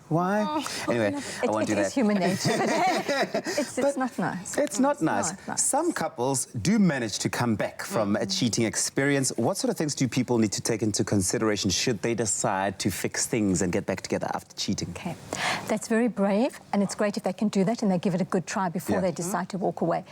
But there's no quick fixes, and it is going to take time. The relationship will never be the same again. It can be new, but they need to seek help, and they need to both be dedicated to the process because it's going to take a while. And the person who's been cheated on almost becomes like a detective. What are they doing? Let me watch a phone. Where they're going, and that's going to cause a lot of trouble. And the person who's done the betrayal says, "I've apologized. What else do you? What more?" But they've got to understand that it's going to be that roller coaster of emotions, and it's one step forward, two steps back, and it's dedication, and it's setting new rules and new boundaries. It takes kindness to yourself and the next person as well, but it takes time to do that. But how do you actually regain trust? Because I mean, like you're saying, it's going to take steps, but how do you just put yourself out there and say, you know what, I want to work on it? Like, because I remember, I'm sorry now to bring this back again, but when I got cheated on, it was with a friend of mine, and I didn't trust both of them. So how do you actually regain trust and then not blame yourself for this? Very good question, Jamie. But the thing is, if it's one person, two people in this case, that did something to us, are we now going to take all of that into the new relationship and punish the next person? Because what happens naturally is we close our heart. I'm not going to trust again. I'm not going to love again. And that's very sad, because just because somebody did that, or two people did, doesn't mean the rest of the future is going to be like that. So there comes a point we need to work on ourselves. And we need to understand that at some point we're going to have to be vulnerable again, because we need that human connection. And even though people do that, as we've said earlier, and people are known to betrayal, and there's different levels of betrayal as well. We won't go into that. People known to do it. We have to become vulnerable again and learn to trust, but doing the work on ourselves and stop blaming ourselves and having that toxic thoughts in our head that it's our fault, because it is not. You're right. I mean, you're spot on. A lot of people do spend a lot of time wondering what they've done wrong, what they could have done better. It's a knock on your confidence, right? So how do you rebuild your self-image and your idea and confidence of self when you've gone through an experience like that? Sorry, I'm just smiling because you said the exact words that I want to say now. I call it image from the inside out. You said self-image. So firstly, we look at our appearance, because that's superficial, because when we're feeling down and dreary, we sometimes don't take care of ourselves. So if we look at ourselves and get a revamp and start doing something fantastic, then the image starts from the inside out, working, nourishing the soul, taking a new hobby, doing something we're passionate about, starting to train again, starting to make us feel amazing, because you know what? The best revenge, and we do go through revenge, the best revenge is to be the best that you can be and come out of that glowing. But it's hard work, and it's going to take time, and we mustn't be so hard on ourselves as well. Absolutely. And it's true to say the best revenge is actually taking care of yourself, because and this is like my motto in life: you cannot feed from an empty cup. So when you are good inside, you actually just give it back. I did it bad. I literally moved to Dubai. I was like, go call Becky with the good hair, because I was so hurt and I didn't focus on myself first. Graham did say you can take a holiday. I mean, you did it. Or you can take it. You know, I was just like, YOLO, you only live once, you know, so I was doing it the bad way. But then still, what's your way?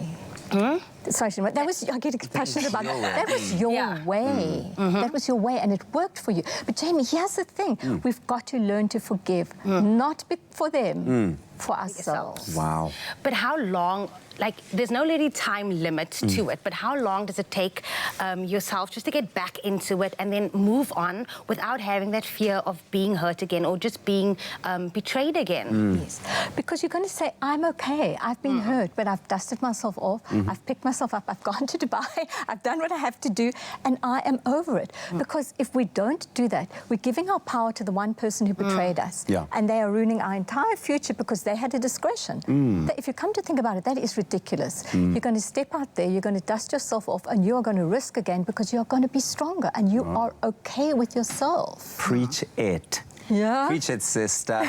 Okay, so, I really want to ask. I mean, this is your therapy session. Go on. It literally feels like something. But if you're going on to your next relationship, would you then tell the person that you've been hurt before, or do you just be like, listen, it's a new chapter, and then just let's start off new, or do you actually just say like, listen, I've been cheated on, I don't know. I'm so pleased you asked that, because that was in my notes and I forgot to say. Brilliant question. We do. We go into the next relationship and we take it slower. and we communicate. Sorry, I've been hurt, and I just want to take this slow, so that we don't blame that person, because they could be the best person for us, and we're carrying all that baggage in. I would say communicate. You don't have to tell them all the details, but say, I'm going to take it slow because, so please bear with me. Yeah.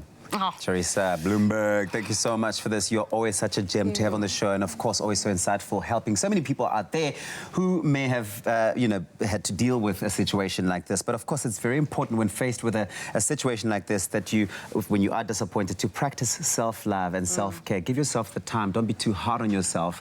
You are lovable. You are deserving of all of the love. Just rebuild yourself, because it is possible. Go out there and love again. What you're going to do is you're going to take all that old baggage and you're going to throw it overboard, and you're going to go get a tan, you're going to discover new places, and you're going to meet someone new. That's what you're going to do.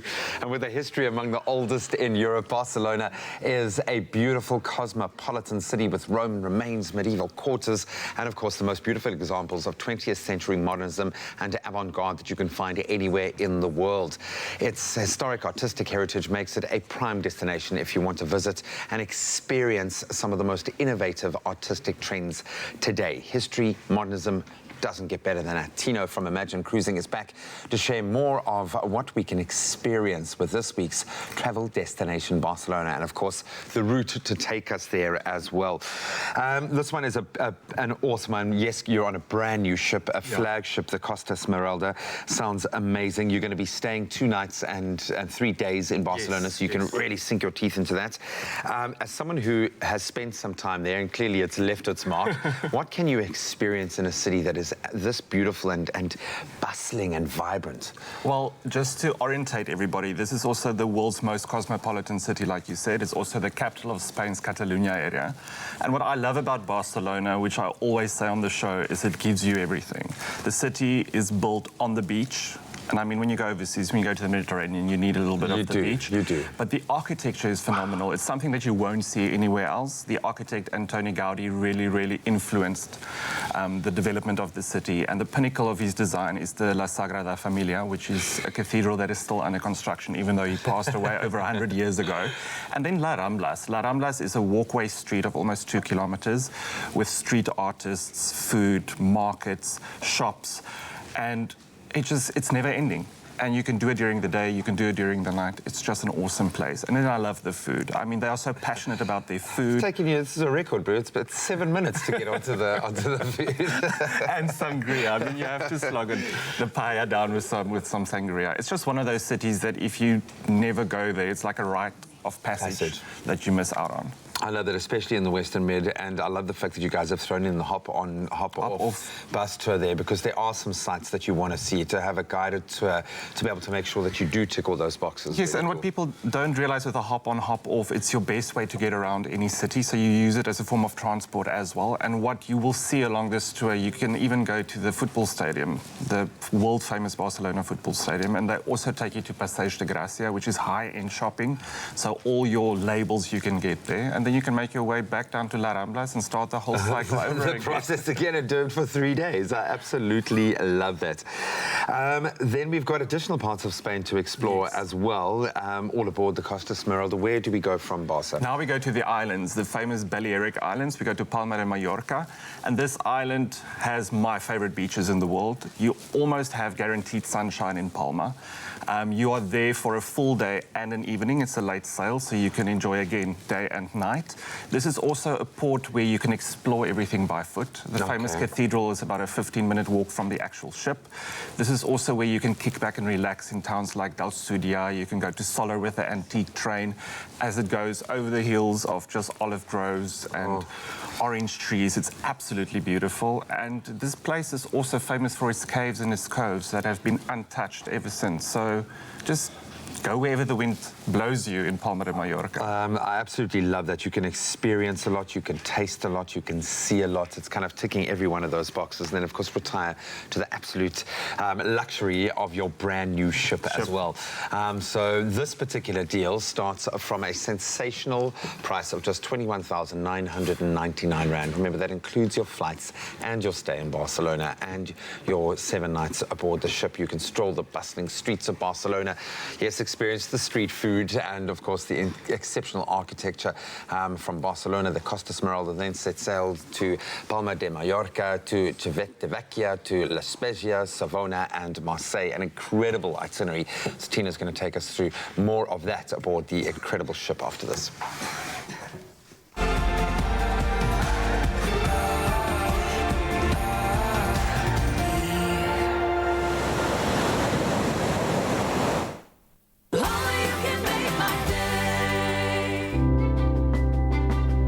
Science reaches for the truth. It works for the big and small, for the old and young.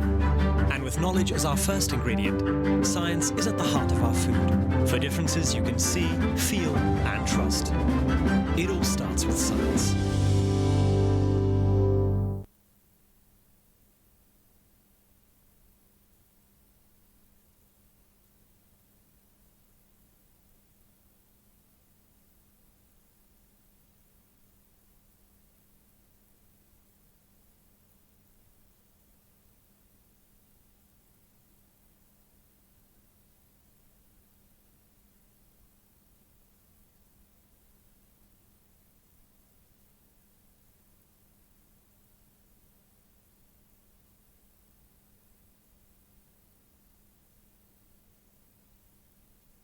It's my feel-good breakfast show. Clover Fresh Milk is the #1 milk brand in SA. Made with love by Clover. Welcome back to it. It is your feel-good breakfast show, Expresso. Beautiful Monday, brand new week, brand new day. Feels so good. Nothing beats the smell, though, of freshly baked bread. And the reward is just so big. Nothing compares to the taste of freshly baked bread either. Absolutely nothing. We know this. It's a fact. Throw Clover full cream fresh milk into the mix. You're on your way to being a winner. And here to show us how is Gracie Stevens. Grace, so good to see you. So lovely to be here. Everything looks so festive this morning. I know, it's such a time, but also festive and baking. Yes. A marriage made in festivity. Yes. Well, I've got something quick to bake because, you know, we want to be out in the sun during summer. So we don't want to slave over the kitchen stove for too long. Yeah. So I've got this great sweet potato bread that I'm going to make this morning. Grace, man. I know, it sounds like more. Yes, it sounds so good. Yummy, yummy. Okay, so you've got your ingredients and it doesn't seem like a lot, which is a wonderful thing, especially because we want to be in the sun, we want to spend less time in the kitchen, but still come out with all the goodness. Absolutely. Let's do it. So if you've got some leftover sweet potato that you've roasted, you can use that, or otherwise just roast it and then mash it up. So you could do this the day before if you want to. Add it to my flour. Okay. So this is going to make your bread nice and beautiful and fluffy. Nice. This potato does that. Then we've got 2 eggs to add to this. Just everything in one bowl. Yeah. And we're going to mix And that's what I love. Some oil no goes mess, in there. just No one mess, bowl. no fuss, one bowl. So you don't have to slave over the kitchen sink after that. Yeah. Some salt, and then I've got some nutmeg here because nutmeg and sweet potato are best buddies. Oh, really? Absolutely. They love each other. And don't forget your salt in your bread. That's very, very important. Some sugar and some baking powder goes in there. Okay. And then I'm going to mix that. And my last and most important ingredient is my Clover full cream milk. So that goes in. Okay. In there. Right, yes. And that's the thing, really, that's going to make it come to life. Yes. Because this Clover Fresh Milk has a seal fresh packaging that allows for an extended shelf life of 18 days. That's a long time. Fabulous. It's milk that just simply lasts longer. It's packed with nutrients and vitamins, including protein, vitamins A, D, and B12, as well as calcium. All the goodness and the richness that you want in whatever it is that you're making, eating, or baking. And this time around, we're baking with it. Yeah, your milk's going to give you such a lovely, soft bread crumb. I love it. I love it. I love it, Grace. I love it. This is maybe the trickiest part, is you put it in a nice greased baking tin. And we've chosen this lovely round one. Like you say, this is the trickiest part, and yet you do it with so much ease and grace. Oh, Grace. Grace. I try my best. And the keyword is Clover. SMS Clover to 33728 if you want to get your hands on this delicious recipe of baked goodness. Okay, then what we do? So this gets popped into a preheated oven, 150 degrees. All right. So you leave it in there for about 50 minutes to an hour. Yeah. You've got to check it. So you put a skewer in and it comes out clean, then you're all good. Yeah. Of course, by the time that it is ready, your whole house will Smells like caress like masa beautiful bread. time. But of course, it's an easy recipe to make, It Grace. is. I mean, we've seen you go Super through the easy. steps in less than 2 minutes. But in case you missed any of these really easy steps and you are not SMSing Clover to 33728, here's a quick recap. Clover Fresh Milk is the #1 milk brand in SA. Made with love by Clover. Nothing beats the smell of freshly baked bread. And if you're stuck on ideas, then this hearty Clover sweet potato bread might just do the trick. Pour half a cup of Clover full cream fresh milk into a mixing bowl, followed by 400 grams cooled mashed sweet potato and 2 eggs, then whisk to combine.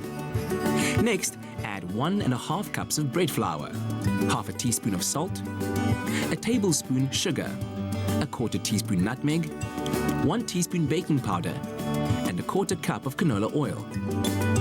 Then mix well to combine. Scrape the bread batter into a greased loaf tin and bake at 160 degrees Celsius for about 50 minutes to an hour.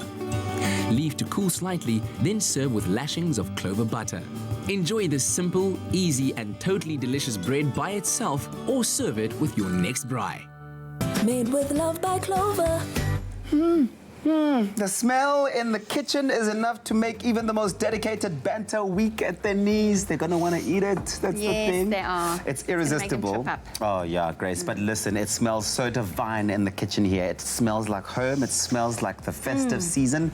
It smells like something you want to dig into and chomp up. So do give it a try. SMS Clover to 33728. We are on standby to forward you a link to the recipe. And, of course, an SMS will cost you $150. Free SMSs do not apply. Okay, I'm going to have to share this with some people later. Oh, can't we break it now? Yeah, let's do it. It's like it's hand-breaking bread. Let's actually do it now. I will break bread with smell you. of freshly baked bread, or maybe, how about a fresh sea breeze out on a cruise? This week's cruise taking us through the glorious cities of the Western Mediterranean aboard one of the most exciting ships on the sea. In fact, she is still being built, the Costa Smeralda. Ship set sail from Barcelona, where you'll spend 2 nights and 3 days, then to Palma de Mallorca, Civitavecchia, just outside Rome, La Spezia, Savona and Marseille. I don't know if I got any of those right. Making this holiday trip an incredibly diverse, but I think a must for anyone, either a first-time traveler to Europe or someone who wants to kind of go back and experience the best of. Tino, this is an absolute cracker. We've now experienced, lived Barcelona. Now we move through Palma de Mallorca, the next stop just outside of Rome. Yes, now we go to Civitavecchia. Civitavecchia. I wasn't far off, actually. You weren't far off. Your Italian is improving week by week. This is the gateway into the city of Rome, and this is the one port where I would suggest that our passengers book an escorted tour through the ship, through the cruise company. Okay. It's a full day tour because it's about an hour and a half outside of Rome, and there's so much to see. You don't really want to miss out on anything. Your tour will start at the Colosseum, where you will literally walk in the footsteps of the gladiators and learn some Roman history. We then make our way to the Trevi Fountain, which is awesome to see. You can't believe that somebody built that with their own hands, and you have to toss your coin in the water, otherwise the legend says you won't be able to return to Rome in future. Okay. Then we go up the Spanish Steps. These are 174 steps that lead up to a twin-tower church that really dominates the Roman skyline, and then you'll be hungry again, Graham. I promise you. Then we go down to... You can do the steps twice if you need to. Exactly. Then we go to Trattoria d'Enzo, and this is the birthplace of Italian carbonara. So here you can actually do carbonara pasta or the pizza, grab it, and then we end off the tour at the Vatican City, not only the smallest country in the world, but also home of the Sistine Chapel and the Pope. And the Pope, you might just be there, you never know. You might actually just be there on the day. Then we go to a couple of other exciting Italian ports. Where to next? This is a very unknown port, but once you hear what it has in store for you, it's called La Spezia. La Spezia. Now, La Spezia is on the northwestern coast of Italy, and this is where you have the opportunity to go to Florence, the birthplace of Italian Renaissance. Michelangelo's David is actually there.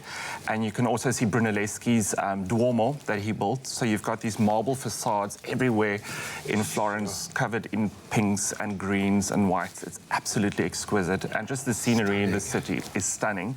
If that is not your scene, you can also go to the Leaning Tower of Pisa and take your iconic selfie or picture.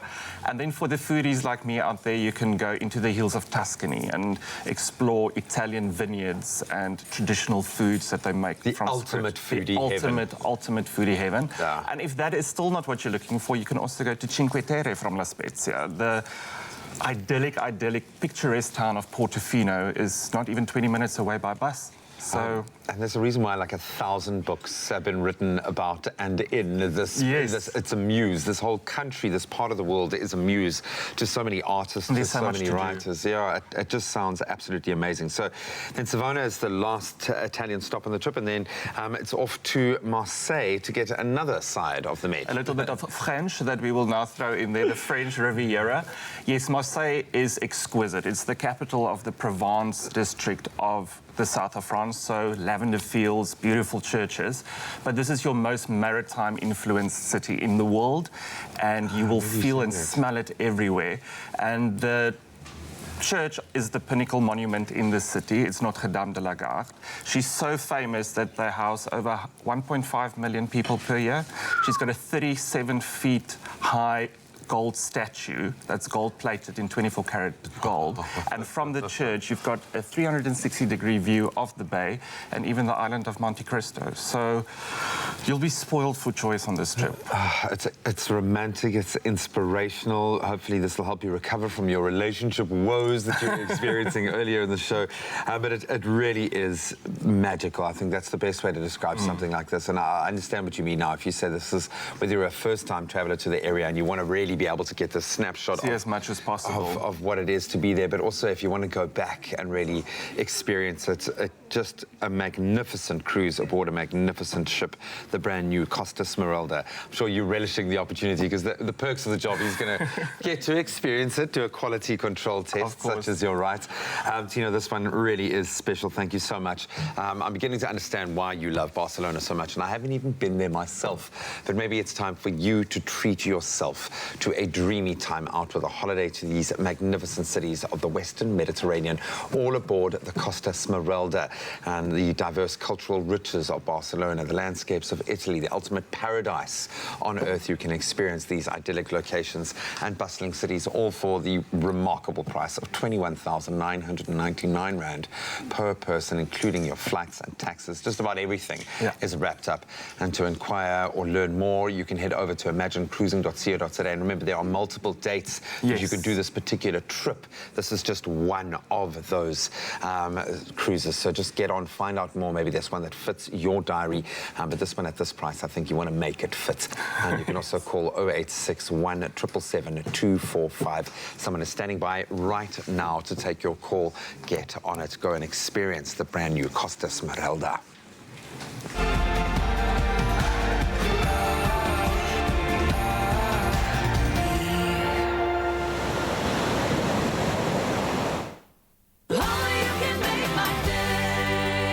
There's nothing smoother than winning when you buy Tropica. Buy any size and your favorite flavor of Tropica in fresh or long life. Find the unique code behind the label or the sticker. Then follow the entry details on the pack and you could win daily prizes of airtime, cash, LG Q60 smartphones, 55-inch LG UHD smart artificial intelligence digital TVs, steam dishwashers, Caribbean tan hampers, or guest watches. That's more than 100,000 prizes. Tropica, nothing smoother.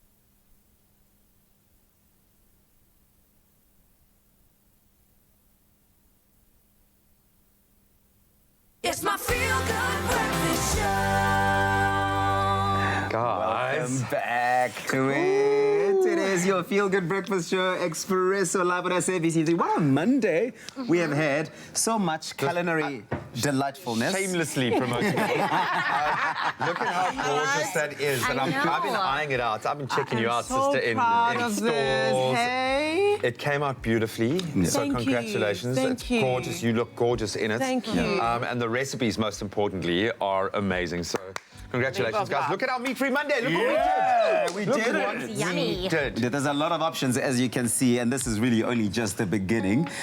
So you really can go out there, be inspired, and explore as much as you can about meat-free Mondays. So I made the mushroom burgers earlier, which are amazing, with a spicy slaw. Then what did you make? Well, together with Chef and T, we made the crispy... Crispy fried spab. That's the thing that we made. Crispy and then with Grace... And risotto verde. And risotto verde. Yeah. Chef and T. But then, of course, this smells so amazing in the studio here right now, is the sweet potato bread. It smells like the festive season. Grace, wow. Thank you. Are you going to sing for us? I was just waiting for you to break out the song. I'm waiting for someone to say, we can try it. Don't wait to meet us. Your kitchen, you have earned the right. This is what I really want to get into here. So I'm going to taste it, but I'm going to let my mouth water for a little bit longer. But guys, here's the deal. This is what we've made for Meat Free Monday to inspire you to think a little bit out the box. Yeah. Meat Free doesn't have to be boring. It certainly doesn't have to be flavorless. And it's a lot cheaper. Yeah. Guys, we have saved probably about 1,000 Rand because and I mean, any of these would make a great accompaniment for a steak. That Vero, I think, will be lovely for We have to eat, guys. But the deal here is... What did Tamisa make? I made the verde and I made the papa as well. So is that not what you eat? Thank you. Guys, can I just say, on a personal note, you know how difficult it was to come back to talk about magical cruising after the death of relationships? You guys make my life difficult, eh?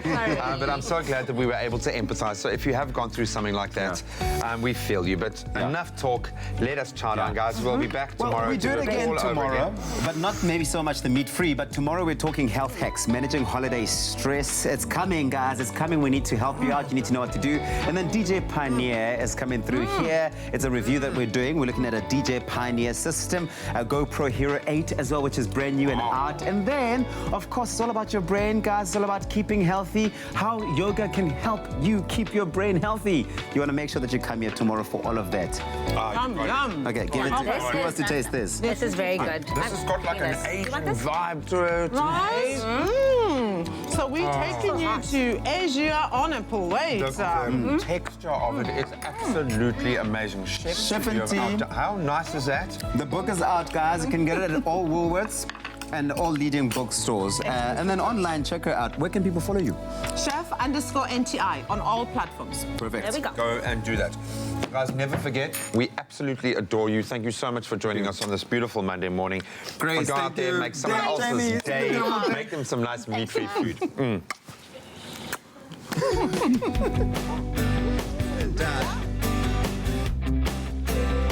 Show made with love by Clover. Another feel-good production.